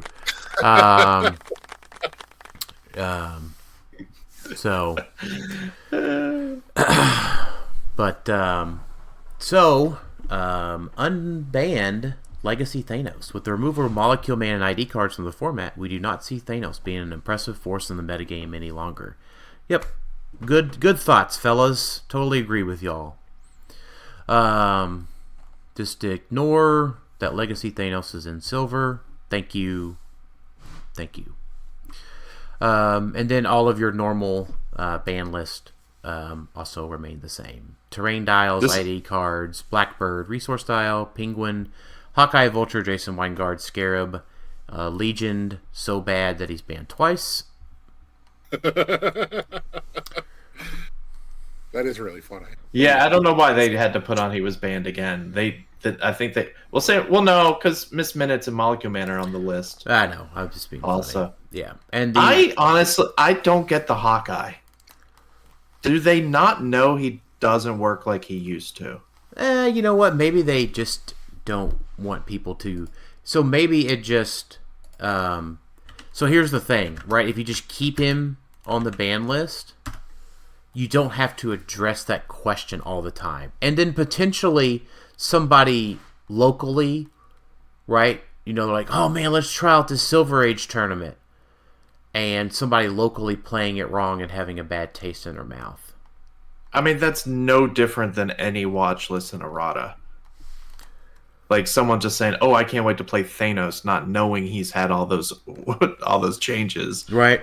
Can you imagine being so naive? Yeah. So Man, this Thanos can see through everything when he shoots? That's awesome! How did anybody think this was bad? Yeah, I think they need to just... There's no reason he needs to be on the list, in my opinion. He shoots twice. Like, Silver Surfer is so much stronger than he is. Like, Two Gun Kid is arguably stronger than he is right now. So, like, I don't get it. Unless somehow he works. I guess maybe we're reading it wrong, and they're trying to tell us that he actually works how he used to. Wait, who are we talking about again? Hawkeye. Hawkeye? Okay. Yeah, he doesn't. He doesn't. He sure doesn't. But the ban list makes me think maybe they do. Maybe he does do what he used to do, but that's like WizKids' little sign of, oh, no, he works how he used to. Vulture's still on there too, right? Yeah. Yes. Because he does exactly what he needs to do. Yeah, he's worded differently, so that's why. But all in all, let's go ahead and do this. How do you guys feel about Silver Age? I don't think that the change to 400 points was properly thought through. Yeah, no, that was a huge mistake. Yeah, me personally, I don't think I'm a fan of the change. I voiced my concern about it. I'm just not a huge fan of the change either to 400. I get it. The thought behind it was you're able to play some of these bigger pieces that never got to be played. But I still don't think they'll really be played. No, because now you have to play was. More points of the smaller figures. Yeah, I mean, it just means 275 point Goblin King now has 125 points of support as opposed to 25. Yeah. So I think the other changes are great. I think the bans are fine. I don't think I had a single ban. I was like, oh, that's terrible. I think everything I saw there was fine. Wendigo's probably the only one I'm like, that probably could have been banned, but maybe it's like, hey, it's on the watch list, right? So maybe just a couple tournaments and they see how bad it is, they'll ban it before. There's one figure that I would have liked to have seen on the watch list, and I don't know if he actually is good. I didn't really look into it, but I expected something to have been done was Tricep. Because just damage for free is just really good. Damage for free from across the map. Yeah, so I think what's interesting about that one is maybe he's just too overcosted these days. 30 point. Oh, yeah. God, that hurts. Right. They can just be breathed on and he's KO'd. And then the other one, I mean, like, we didn't see but any... But isn't like Dark Phoenix the same thing then? She heals. It's also the smaller maps too. Like that was the fact that she can get up to a higher. It's easier for her now to get to a higher point value. Yeah, because she can like sidestep, and shoot the map. Because she's got 10. Yeah. She has 10 range, right? The 14. Yeah. Yeah. Try Sentinel. You're still only really doing the one damage. Like sure, there's ways you can manipulate that and have multiple of them, but you are paying the cost, and they're not healing and suddenly getting much harder to kill. Sure. They're just very offensive. But I could see what you're saying. Like, I could see them being on the watch list if something crazy comes out there. But, you know, if it's only Lucas playing them, though, because they really... Yeah. I was gonna say if I stop talking, it's because Lucas broke into my house from Sioux Falls. Yeah. Yeah. After resolutions, heal her 1 click. Yeah. I mean, so like her sniping a pog and then healing and then doing it again and again and again and again and again. Yeah, not ideal. So let's go through some questions. So, questions. Amato asks, will Dan play the newly freed Thanos in at least one Silver Age event, regardless of viability? I don't know, probably. He still has his erratas, though, right? Yeah. Yeah. He was still, I know, that's exactly what I think, Az. Just, I don't know. The second one is the one that was the dagger. That was the one that made him. Put him. He's still good though. Come to Rock Cup and find out. Yeah, I don't think there's anything bad with him. I think he's perfectly fine.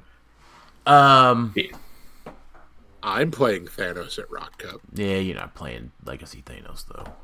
No, I'm not playing Legacy Thanos. I'm just playing Thanos. All right, Kurt Thomas. So I think the big thing here, Kurt, is name the 3 best tent poles in Silver and the best equipment for each. Do not play equipment auto-equipped to your tent pole because Killmonger is a thing.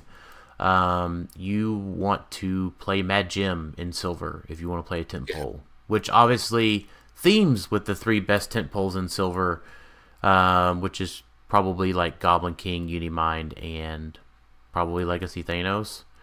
That's probably fair. But you want to play Mad Jim. So if you don't see a Killmonger sitting across from you, you can play one of the gauntlets. Or it's probably something like Orange Cube on Goblin King and Uni, and the Infinity Pick-a-Power Gauntlet on Thanos.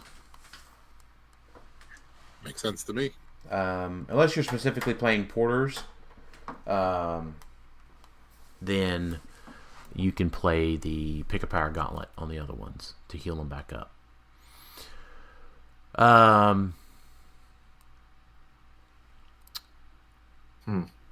So, Marcus Javier, where would you start? Do y'all have any, I guess, on Kurt's question, do y'all have any other tent poles you'd like to bring up?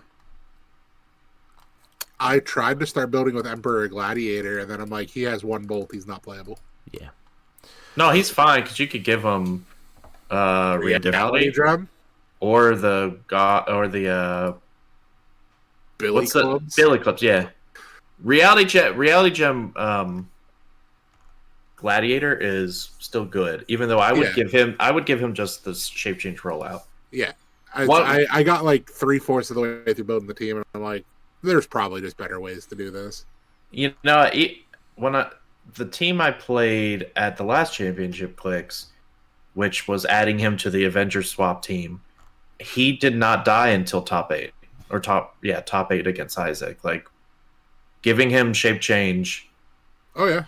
He, especially in 400 points, where he is like, he doesn't have to be the main focus, but he's incredibly good as a secondary or like another piece on there where it's like, well, I have to avoid him because there's these other pieces, but man, does he do a lot for what he does.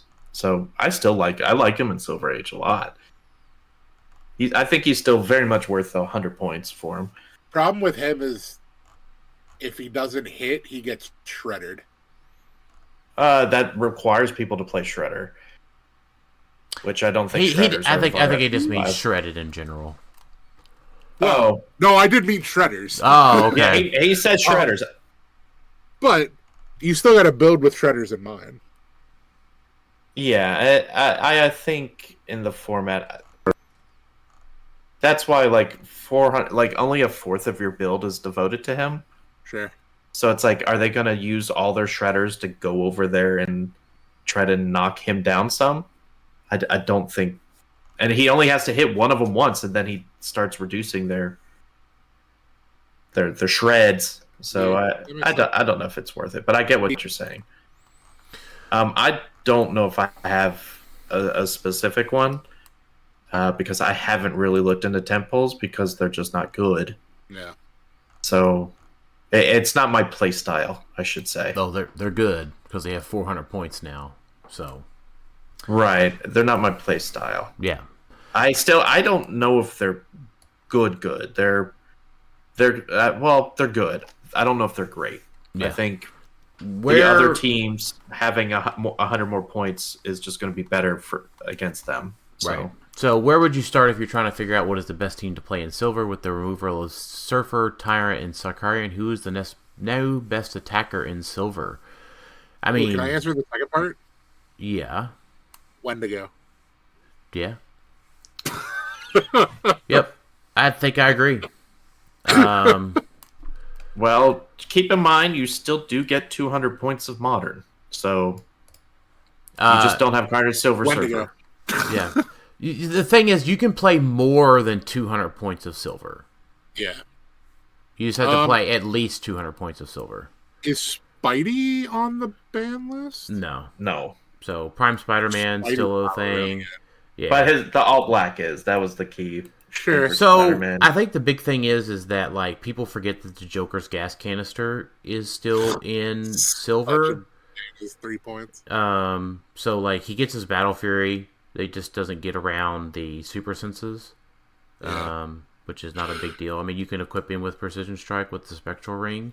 So, like, Spectral Ring and Joker's Gas makes him just as effective as before. Except for the 6 on super senses, but whatever. Joker's Gas canisters are so good. By the way, Manny, we're not gonna tell you where we're playing in Team Sealed. So, Illuminati, what's better, farts or burps?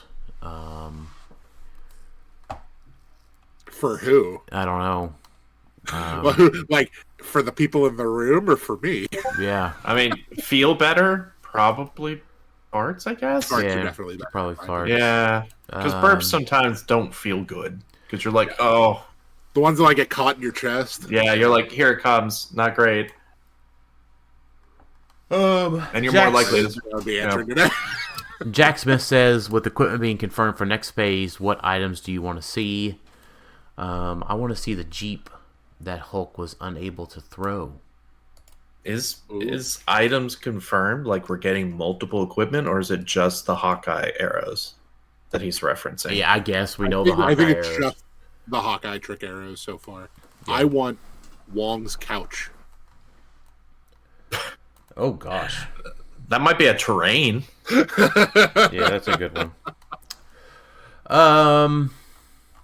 Let's see. Oh, and then Paul Coche. I want a map of like Broadway Captain Rogers or Rogers the Musical. Like, give me that. Oh yeah, give me that on a map. And then our last silver thought of the night, Paul. This is exactly what Alex said within the first 10 minutes of the article being released. Using the swap mechanics to avoid using 200 points of non-modern figures. Yep, I'm immediately building Avengers, even though they lost Sarkarian Iron Man and Scarlet Witch. Guess who's still an Avenger?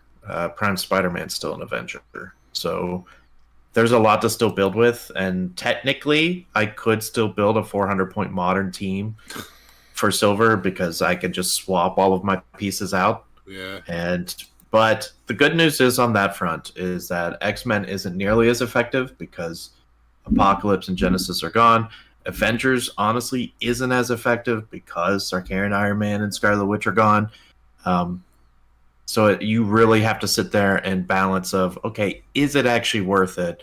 Are the pieces I'm bringing in that are modern worth it? Like, as opposed to just playing something like non-theme or, playing a different keyword. Because honestly, there's not, almost every Fantastic Four at this point feels like it's Silver Age because we don't have a lot of Fantastic Four. So that swap is probably still happening anyway, and it's a majority of that is going to be Silver Age. So yeah, technically you can. I don't think it's something you need to strive for. I don't think the modern pieces are going to be crazy good. But hey, next phase might change that. We might get some more Avengers. True. That might change, but my first thought, I know because I always build Avengers swap, but my first thought is, okay, I get Chase Black Widow, I get, Avenger, Prime Spider-Man, start there with some swap, put in a Falcon. Okay. Apple for Ghost Surfer. Yeah, like there's a lot I could do, and then I could play Steve Rogers who adds any 50-point or below figure to Avengers.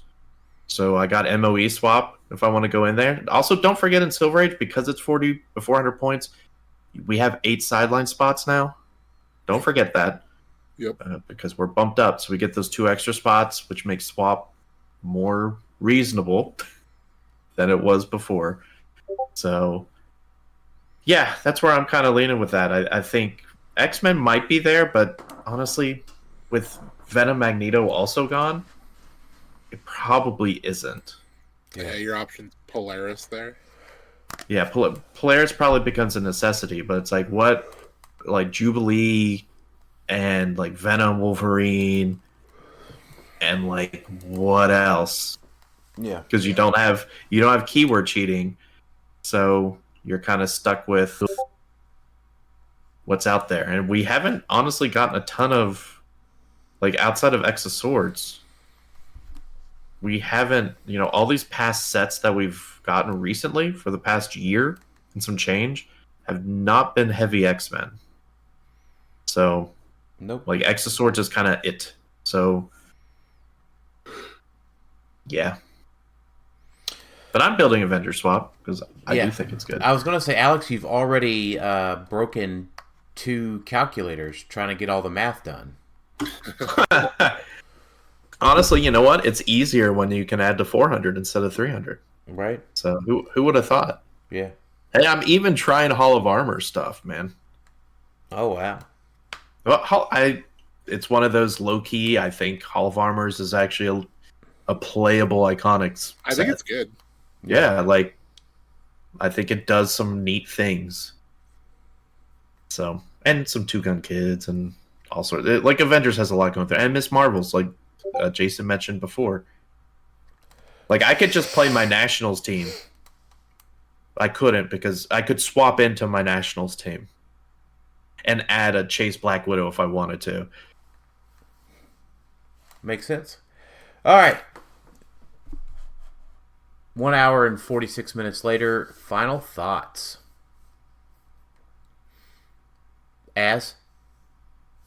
I'm so ready for Champion Clix. So Same. excited. Can't wait.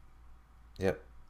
Alex, I almost said Jason, but Jason's no longer not with us right now. Yeah, he gave us his final thoughts. I will promote the Rock Regional we have here in Chattanooga on the 1 month from today. I believe it's February 18th.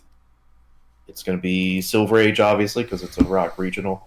But it's here in Chattanooga. Check it out. Come on down. I'll be playing in it. Chattanooga's a pretty neat little city. And 2 to 3 hours away from a lot of major cities in the South. Mid-South. So, come check it out. All right. Yeah, thanks everybody for listening to Clixed Off today. By the way, we did not mention it earlier in the episode.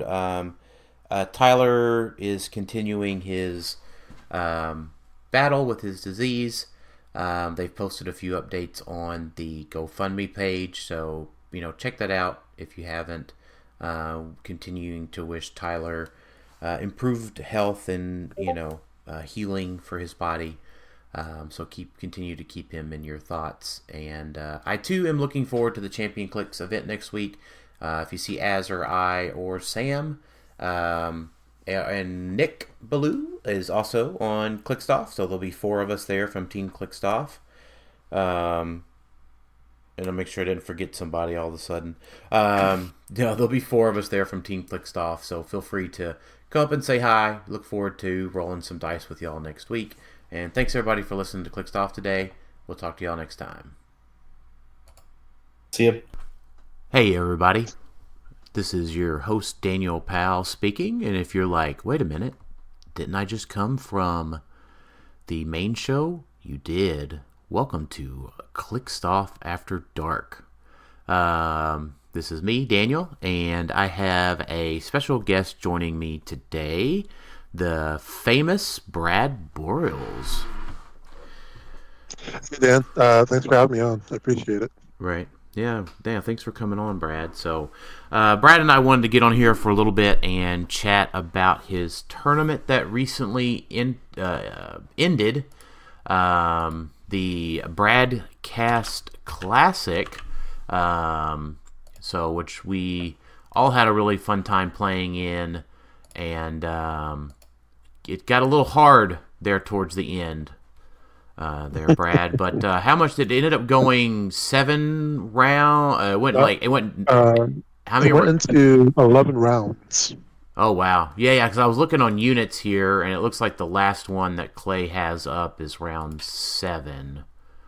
Things just kind of got away from me the last month or so.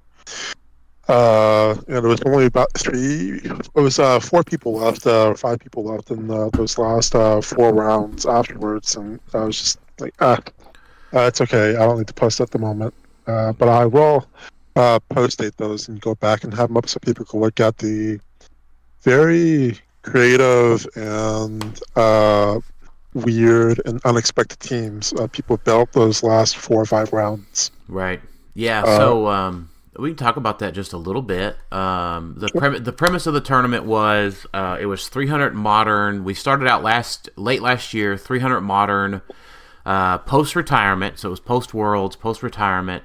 And then every game element that won got banned from further play from the tournament. That included maps, objects, terrain. I know terrain or objects are a subset of terrain now, but all that stuff. So eventually, we ran through all of the tarot cards. We ran through, quite a bit of the main force elements, main force objects, that is. And then you had to reintroduce maps back into the mix after we ran through pretty much all of the maps in Modern as well. And then I only added back the small maps since most of the big maps would be either irrelevant or tiresome. Yeah, because we also ran out of TK. I think we. I think we ran out of TK at the end there. I didn't actually look through what figures were allowed that. Yeah, powers. I think I think we ran out of every piece in Modern that had TK. That would sound probably close to right, looking at Paul's last team, and I think Houston's last team. I may have missed one, but there might have been someone that was just way over costed. That had TK or something, but.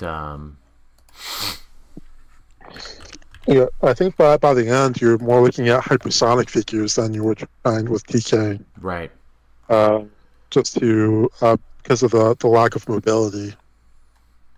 Yeah. It really reminded me of PJ's format that he did, not so special HeroClix. Well, and then PJ also ran this format right in the middle of the pandemic. This was summer of 2020. That's what inspired me to do it. I really liked that format, even though I got knocked out in like round 3 or round 2 really early on.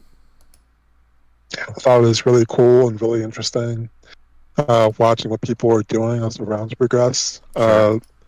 This kind of format I really enjoy when it comes to special formats. Mostly because it's still modern, but it's what the caveat is, just removing things that people have already thought of and won with, and allow other things that we normally wouldn't try to reach for, because there's just either something better for the points, or the other things are just cost way more than you would want to spend. I think that's probably why I like this format so much. It's also because, how do I say this? When we build stuff, when we build teams for HeroClix Roundtons or Worlds or Nationals, States, WKOs, even local stuff, we tend to reach for the easier thing. And that's not to diminish what people's team building skills. It's easier to go for Carnage Soul Surfer, who can attack twice with 3 targets for 5 damage right across the map, than it is for I don't know, Robbie Reyes. Yeah. Not a good comparison, but I think I'm trying to go there. Yeah, that totally makes sense. And it's frustrating when people say that you go for the easy piece and not try to be creative and come outside the box. The reason why it's frustrating is because just because it's easy doesn't mean you shouldn't play it. It's just a really good piece. Yeah. With Carnage Silver Surfer, I can't deny you wanted to play that. Right. But my goal is to maybe try something else and see if maybe, even though Carnage Silver Surfer is easier, maybe we can try to see something else to open up the box a little bit more. Sure.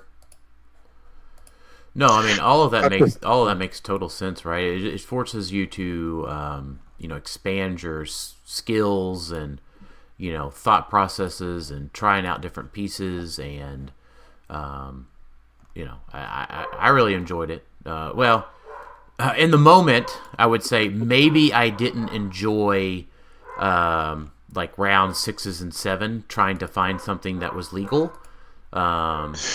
People were having issues with that too. Yeah, and PJ for building, and PJ doesn't always pay attention the most. Right.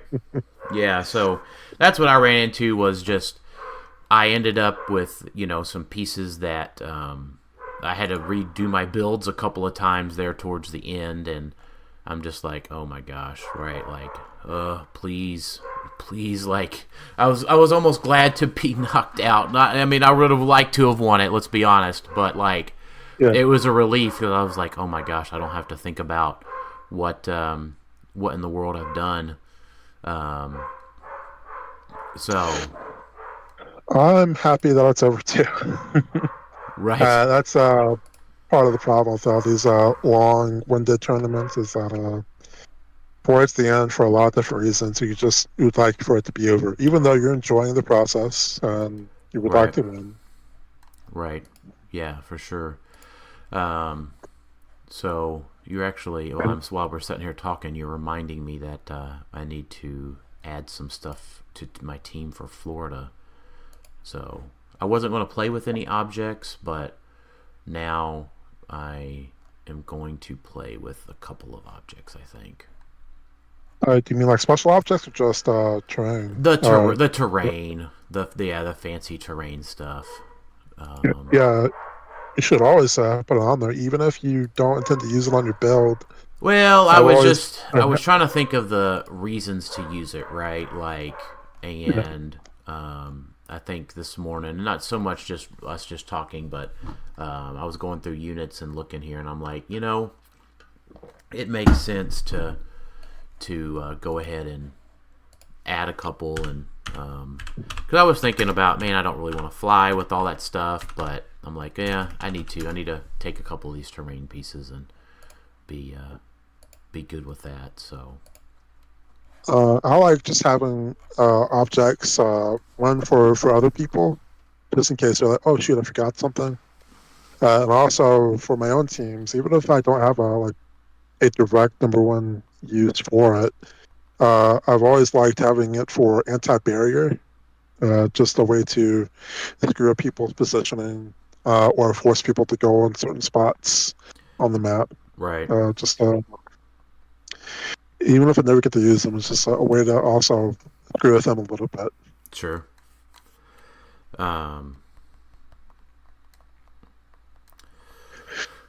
So what ended up? So Paul ended up winning. So I lost. Yeah. I was undefeated. I met Easton. I lost to Easton. I went ahead and made it all the way to third place, and then Paul did what we didn't think was statistically likely, which was beat Easton twice. And I haven't seen. I know you didn't make the post for those teams. Do you have what teams they played in those last two rounds? And we can talk about those just a little bit. What rounded out the tournament? So for Paul, he played a X-Men fan, X-Men recruiter specifically. with Cyclops from X of Swords. Mm-hmm. And he just smashed like 15 different X-Men on here for various reasons. I couldn't tell. But he had Captain Britain Rogue, Prime, from X of Swords, Common Storm was a sword bearer, Hellfire Gala, Emma Frost at low dial, Cyclops, Hellfire Gala at low dial, 2 recruiters, and then to round it out, he had some Royal Flush bystanders on the team, which I think were pretty helpful in smashing Easton's figures. Sure. I believe it was either 10 10 for the Outwit, which was huge because he had 2 Outwits there, and then Jack for enhancement. And then he was using Ace. It's just a beat stick, I believe, for super strength to move stuff around. Sure. And it worked out pretty well for Paul. Yeah. In the finals, it unfortunately didn't go Easton's way. Paul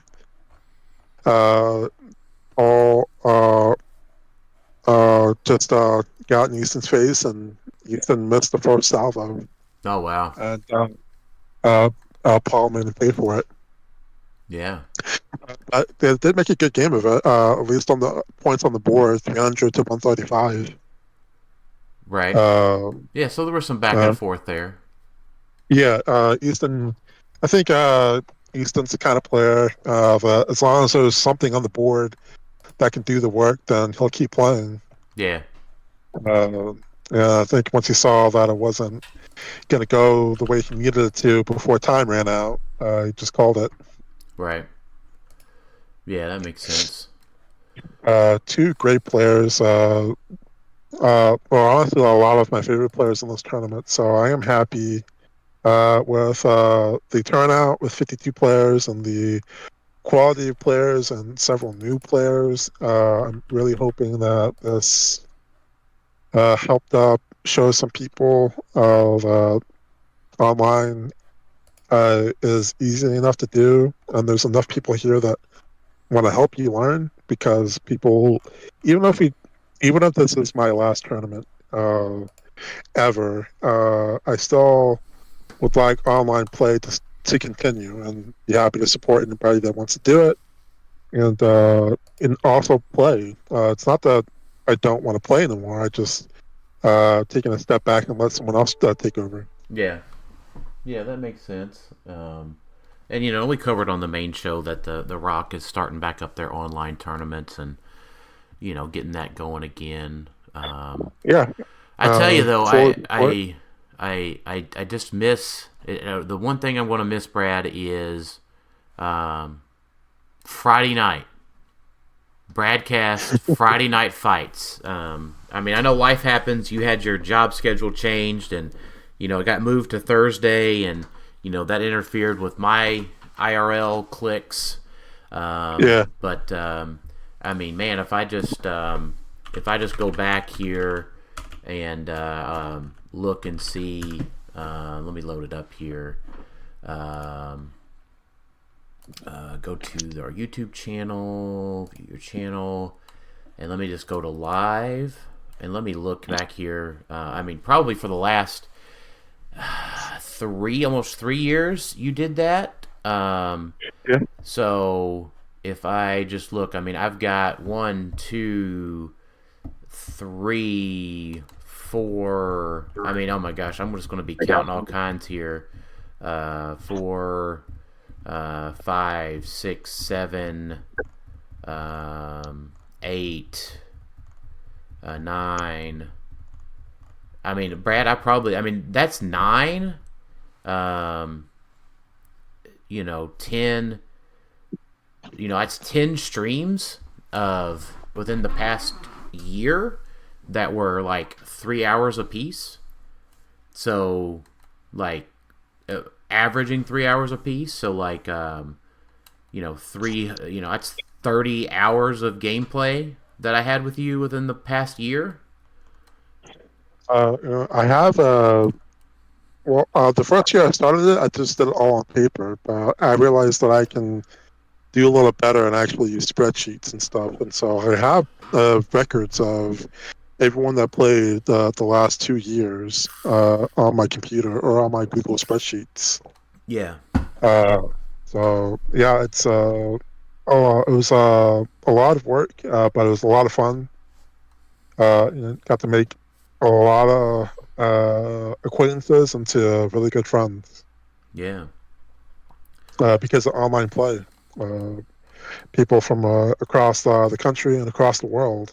Yeah. That would have just been just casual people I saw on Facebook. So online play happened in full force. Sure. Yeah, absolutely. And no promises, no guarantees. Not even sure about it myself, but I did have a schedule change at work that started last week, where I get off now at 6 p.m., 6:30 on Fridays. And I kind of, right now, or what do I do? Right now I'm just playing video games and hanging out with friends and family. Yeah. But I think I'll get tired of them eventually. Yeah. Well, I tell you what, Brad. Anytime that you want to fire back up, anytime you want to fire back up Friday night fights, you just let us know. I will. It'll be the first one that I'll let know. Yeah, absolutely. So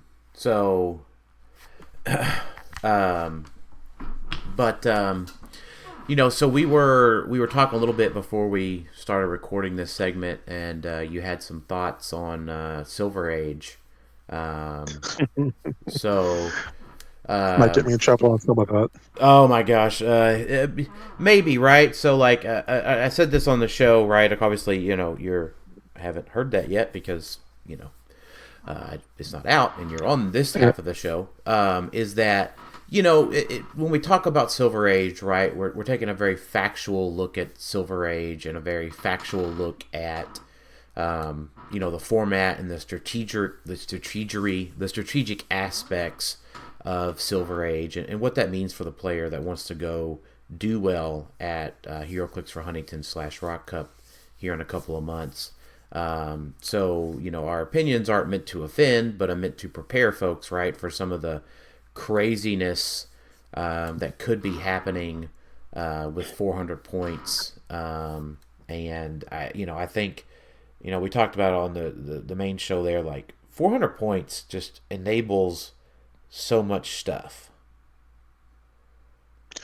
For better or worse. I don't know that it's necessarily worse, but it is a lot more stuff, right? Because you're taking still super competitive 300 modern teams and adding 100 more points of efficiency to them. Yeah, the way I see it is now it's just 200 point modern with extra 200 points of silver to go with it. Right, and we just had so much stuff retire, this past year that was really good. Because this last retirement went all the way back to... Golly, did it go all the way back? Yeah, it went all the way back to 2020. It was... it went all the way back to the Fantastic Four 2020 was the oldest modern set. Yep, 2020. That's 2 years worth of stuff. Yeah, that's crazy. Yeah. Just gone. But I mean, that's all Silver Age now, right? It's still recently retired, super good stuff. You're talking about a couple of exceptions being banned, right? Yeah, temporary banned, and but if I look at I wanted to do this on the main show, but this is a good spot to do it. So if I go to Explorer on here, go to Tournaments on HC Units, and great website. Shout out to Claire. He's a wonderful person. Absolutely. So if we go to the 2023 World Championship results, things that just retired that would still be good. Now, Patrick's team, everything that retired was banned. Everything on Zane's team that wasn't modern is banned. So it's not starting out great. Everything on Lucas's team that's not modern is banned. Lucas is anymore. All right. So some good stuff here. Starting out with Crampton's team, the commissioner. Adam Friedman's team is all banned. Well, I was just looking through and making some suggestions, Brad, on the results here, going one by one, Okay. right? So, like, Commissioner, still super playable piece. That piece is almost 3 years old now, and I don't think has lost any bit of efficiency in and of itself. Now, for 25 points, he's totally outshined by Scott Porter, but if you need some Silver Age points, don't forget the Commissioner. Let's see. John Moses also had. What's that? That would be a fine substitute. Right. Scott Porter for a commissioner. Yeah, that's right. So let's see. Alex Mader's team. Your 2023 national champion. You've got the Flash. Teen Lantern, Teen Lantern. Also, you got like Star Sapphire in there, and then let's see, Avengers for Yeah, so like Demon in Armor. Looking at Rob Olger's team, still a super good piece. Paris's team also had Demon in Armor. I mean, that takes you through your top 8. I mean, that's not a full 200 points of good stuff. But just pieces that recently retired that are still really good. Edison Lee, Singapore National Championship, with Scarlet Witch being banned, Sakari and Iron Man. Let's see. But he still has World's Finest, Death Metal Wonder Woman, Matt Gem, Star Sapphire. Yeah, Star Sapphire is really good. Like, I'm looking at Caleb's World's team. Demon in Armor again, the Watcher, Starter Watcher, Chip, the Flash, all really good pieces in Silver. I mean, obviously there's a whole lot more that we could talk about for hours with Silver. Yeah. But the High Evolutionaries, if I'm looking at Mike Eskew's team, Ryan Redmond, Skinny Steve Rogers. I was just talking to somebody about Skinny Steve for their Silver team, and incredible piece. I love them. Yeah, and Shield. Skinny Steve definitely missed out on, I think, a lot more modern play with his keywords.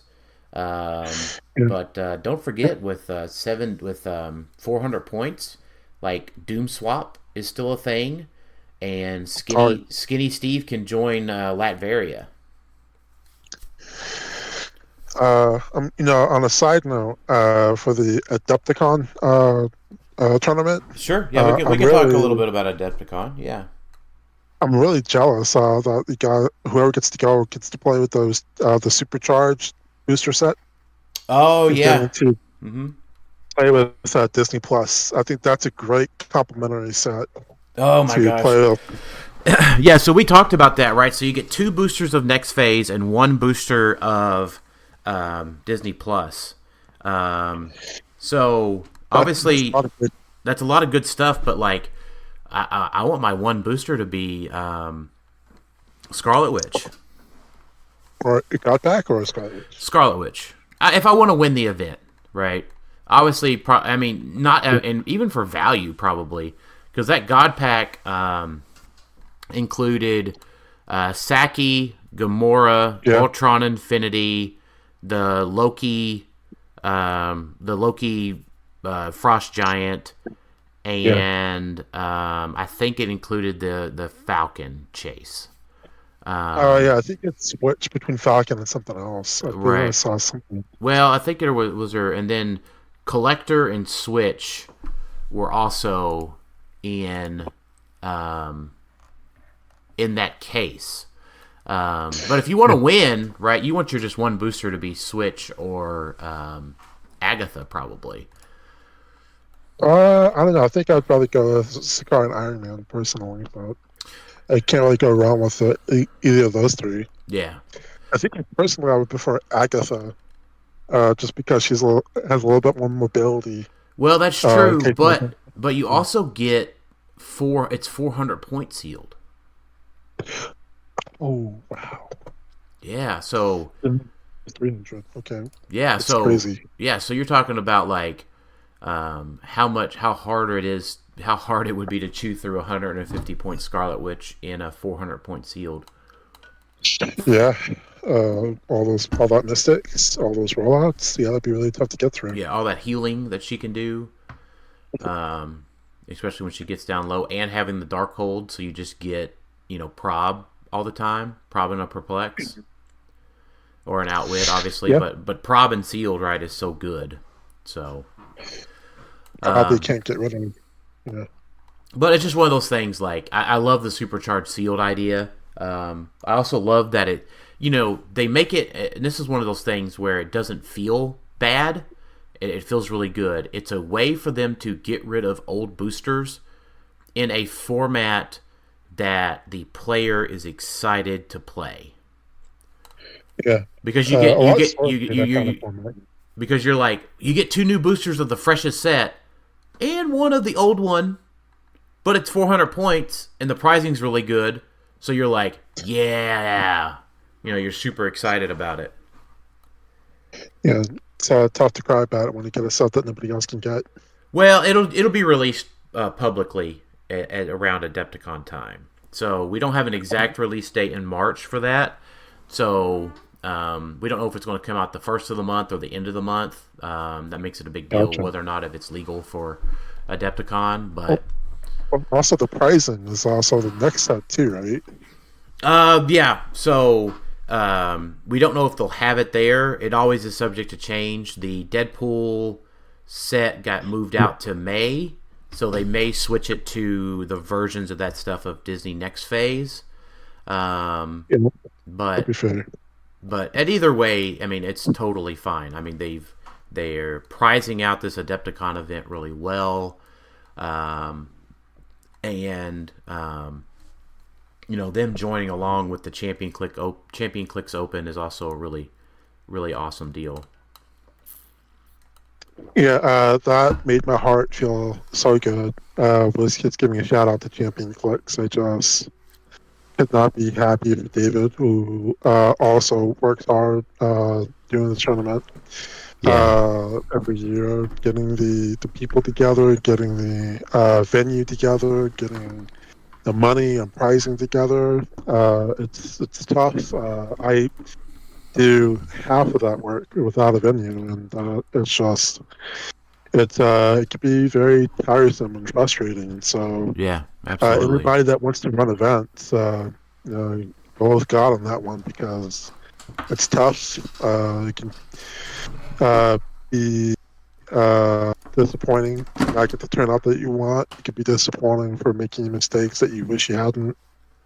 But it's almost always worth it, regardless of any kind of setbacks or mistakes, for the people that shake your hand or give you kind words or having great games to talk about the next day or for the next year. It's always worth it. Yeah, absolutely.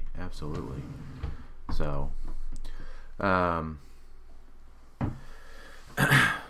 so Brad, what do you have any? Do you have any travel plans this year? Where can folks plan on seeing Brad this year? Obviously subject to change, but what's on your Clix travel agenda this year? I'm going back and forth between Worlds or HeroClix Rankingtons. I wanted to go to Champion Clix, but the promotion I got at work didn't really allow for that. Sure. I just decided I couldn't do it early on while I was pushing for it. Right. But yeah, I would like to go to H4H, meet Scott, wonderful guy. Always a pleasure to talk to. Very supportive and very outgoing, excited about the game. It's always cool to meet someone, whether they're a celebrity or not, that's just passionate about the game. Right. Just means a lot to see that in person for someone that shows that interest with you. Yeah, absolutely. And that's why I kind of want to go to Worlds, because I feel like I would see more of my friends there. So it's just a toss-up. Just see how it looks when I get closer to May. Right. Probably will know by March if I'm going. And if anyone's confused listening with me retiring my tournament series, I'm not retiring from HeroClix. I'm just taking a break from running tournaments. Sure. That's a good clarification for folks, right? Yeah, we'll still see Brad at the tables, right? Just not so much online. So unless that work schedule works out, we might need to do some more sweet talking, Brad. I don't think you'll have to twist my arm too much, because I love this game. I love the community. There is a place to play for online, and if it's not working out with The Rock, or if nobody else is able to make a foothold while I'm away, then maybe I'll just pick up the reins again. Yeah. Well, we want you to be happy and healthy, and be ready to tackle it if you ever want to tackle it again. We want you to be ready to go, and we'll be happy to welcome you back to the to running tournaments, and hopefully we get to see you running tournaments, and then also just continuing to play and travel and participate in the community. We're glad to see you be able to still do that. Yeah. What else was on your mind today to share with folks? I was just mostly curious what people were expecting from Champion Clix. It was just really, I'll probably just listen to your show as soon as you get it uploaded. It's one of my favorite shows. I like listening to all of them. I'm sad some of them are gone. Shout out to the Eagles on that one. Funny guys. Kind of angry, but also funny. But even though I don't go to a lot of these tournaments in person, I still follow, and I think that's what most of your listeners also do, is that they may not be able to attend, but they like to listen and learn and make fun of some of people's choices. That's why one of your hosts I miss a lot, Tyler, he's one I probably found myself agreeing with the most whenever he was talking. And Sure. I usually agree and disagree with you and Alex a lot. I find myself 50-50 with both of you. Right. Jason, just whenever he's actually awake in there, I like his straightforward approach of like, this sucks or this is good. You don't need much more to say about it. Right. Totally makes sense. But yeah, I mean, we got a lot of that, Brad, in the previous part of the show. I think to boil it down, it comes down to porters, surfers, MOE, and Jennifer Kale. I kind of figured. Right. I mean, there's some spice in there. Your Black Lantern teams. Your Batman, your Spider-Man. Your Prime Spider-Man. All that stuff is still there, right? But oftentimes those Batmen, and those Spider-Mans are going to be backed by surfers. Yeah, and backed by MOE. Yeah. Yeah, it's just what other kind of spice are you putting with those other things? I think so. If someone has a unique take of whatever, right? Of whatever version of the team they're going to play, then that's totally fine, totally doable, totally viable. It's just it ends up being, well, you probably got MOE, you probably got Surfer, or you're probably trying to go out on the edges of, or trying to go out to the counter build with Kale, Jennifer Kale. So I after listening to Critical Clix last week or the week before, I finally, it's been a while since I built the team, so I'm not really sure how it stands up since I actually have not played a game in also a little while. I still listen, but I just haven't made time to. That's important. Listening and thinking about teams is good, but I do better when I actually play. I do a lot better when I practice and get my butt whooped. You brought it up before, and I always appreciate that with your sharp memory about my X-Men Recon Revival team that I got second place in the first HeroClix for Huntington's tournament. That's right. Yeah. That you can play a team that 90% of people will tell you is bad. All my friends told me it was bad. All my opponents told me it was bad. All my teammates told me it was bad, and I lost like 80% of those games in practice. But eventually, after like 6 weeks of practice and losing and figuring out how to play it and play it the way it was supposed to be played, it's like you play whatever you want to play, and just know that if it sucks, it sucks. But if you have an idea, well, you want to work with it. That's right. Play what you want to play, but make sure that you practice the shit out of it. Yeah, practice shit out of it against the stuff that's working, that's winning, so that way you can come up with a win. That's right. Yep, you got it exactly. That is spot on. That's what I wanted to do. I thought there was something there, and it got me that far. Just need a little bit more time to play better, play smarter. Yeah, you missed it by just. I mean, you had a super close game. That great day. game, good player. Yeah. I wouldn't change it for anything. I was happy with how it ended. Yeah.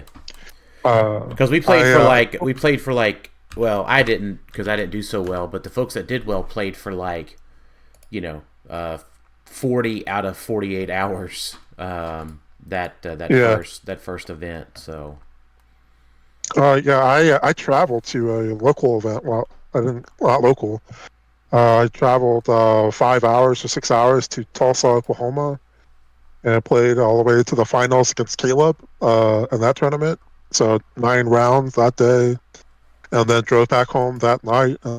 Woke up that morning 3 hours later and played for 10 more rounds. So I played 19 rounds of HeroClix in less than 24 hours. Right. It was awful. Well, that's how you win the gauntlets, and hone your skills. Yeah. And you got to put the time in, and you got to be physically prepped to do all of that, and it pans out. It makes you a winner, or darn close to one at the end of the day. Yeah, practice and practicing against stuff that's winning, not just practicing routine. That's right. Would you like to hear part of the team that I built and see if you heat it, or? Yeah, we can talk about that.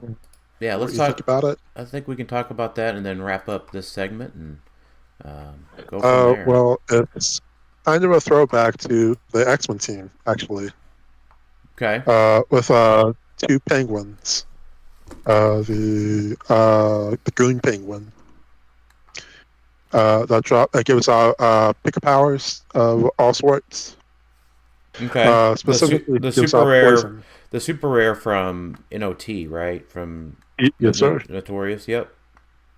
Yeah. It just play 2 of those penguins, and I think the easiest thing to do would be to pair them up with a couple of construct makers that can make them for free, and then go across the map, and then just poison, and then make something happen with that. I liked using 2 penguins, Scott Porter, White Shirt Porter, Prime Batman for the Green Lantern team ability. And I'm not convinced on it, but Frogman with Shock Gauntlets. I'm not really sure if I should go down to 1 penguin and have a Frogman or drop the Frogman, because otherwise I have 230 points. Oh, and you might hate this, but for the Prime Batman, I didn't equip the utility belt or the ring to him.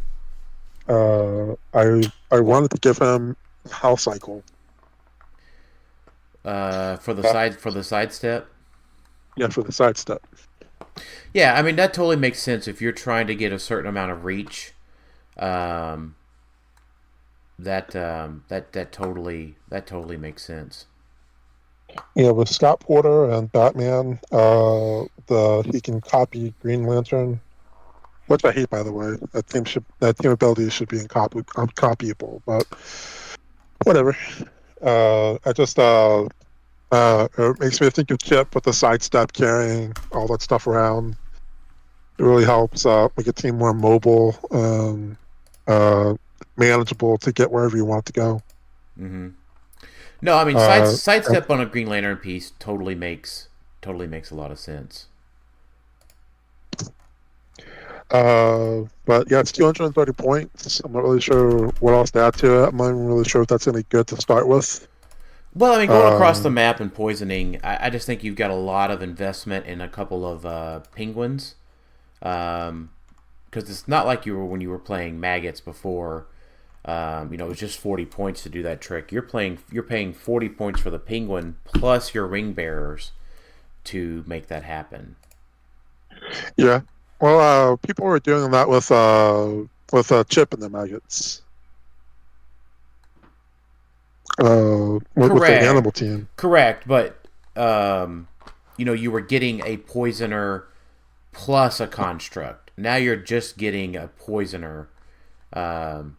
Necessarily. It's a little hard to explain what I'm thinking there, but it's just a little bit more point, and it's not as efficient as it was with Maggot, I guess is what I'm trying to say. Yeah, well, yeah, because you got two pogs instead of 1 pog.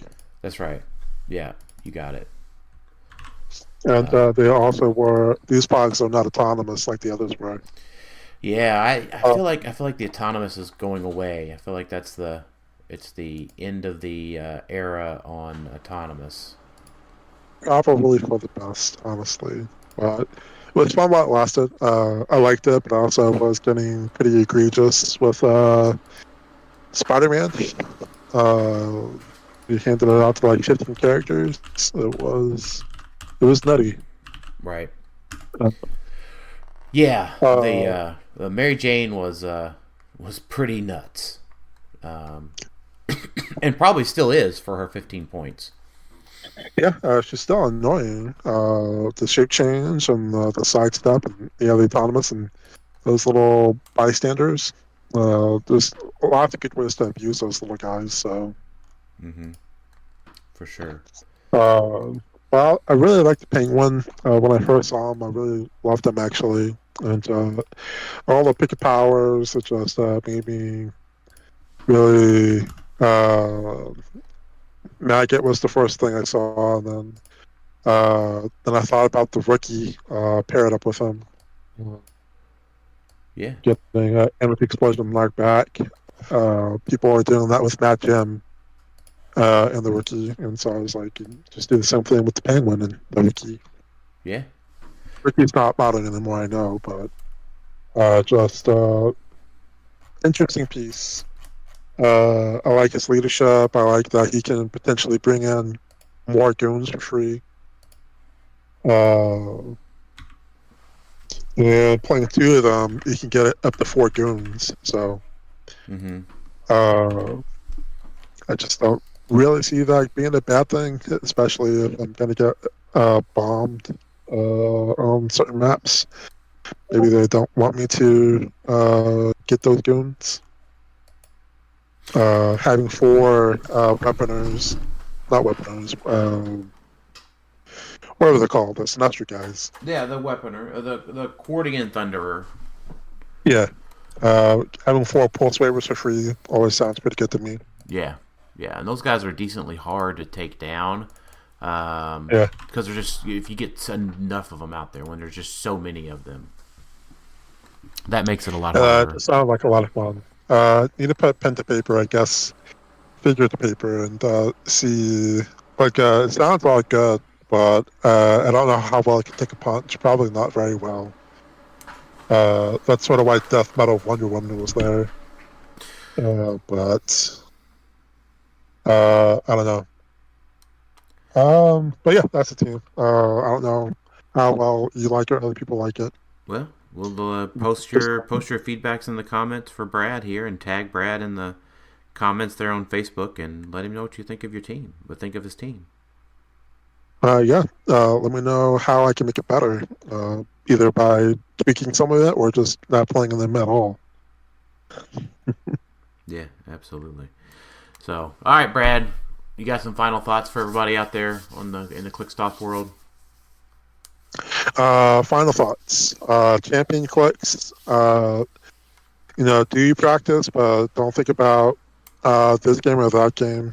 That it all comes down to that, unless you're in the finals. Only one person can win it all, so just do your best to have fun and try to make some good memories. Absolutely, that's some good thoughts. So, well, thanks for joining us today for a little while, Brad, and sharing some of your thoughts with us. And we're always happy to have you on. And thanks for everything you've done over the years on your online tournaments. And the moment you're ready to bring them back, I know that we will be ready to join them back with you. So, thanks everybody for listening to Clixed Off After Dark. Let us know if you like this kind of format to tag on to some of the main episodes too. So, thanks everybody for listening, and we'll talk to y'all next time.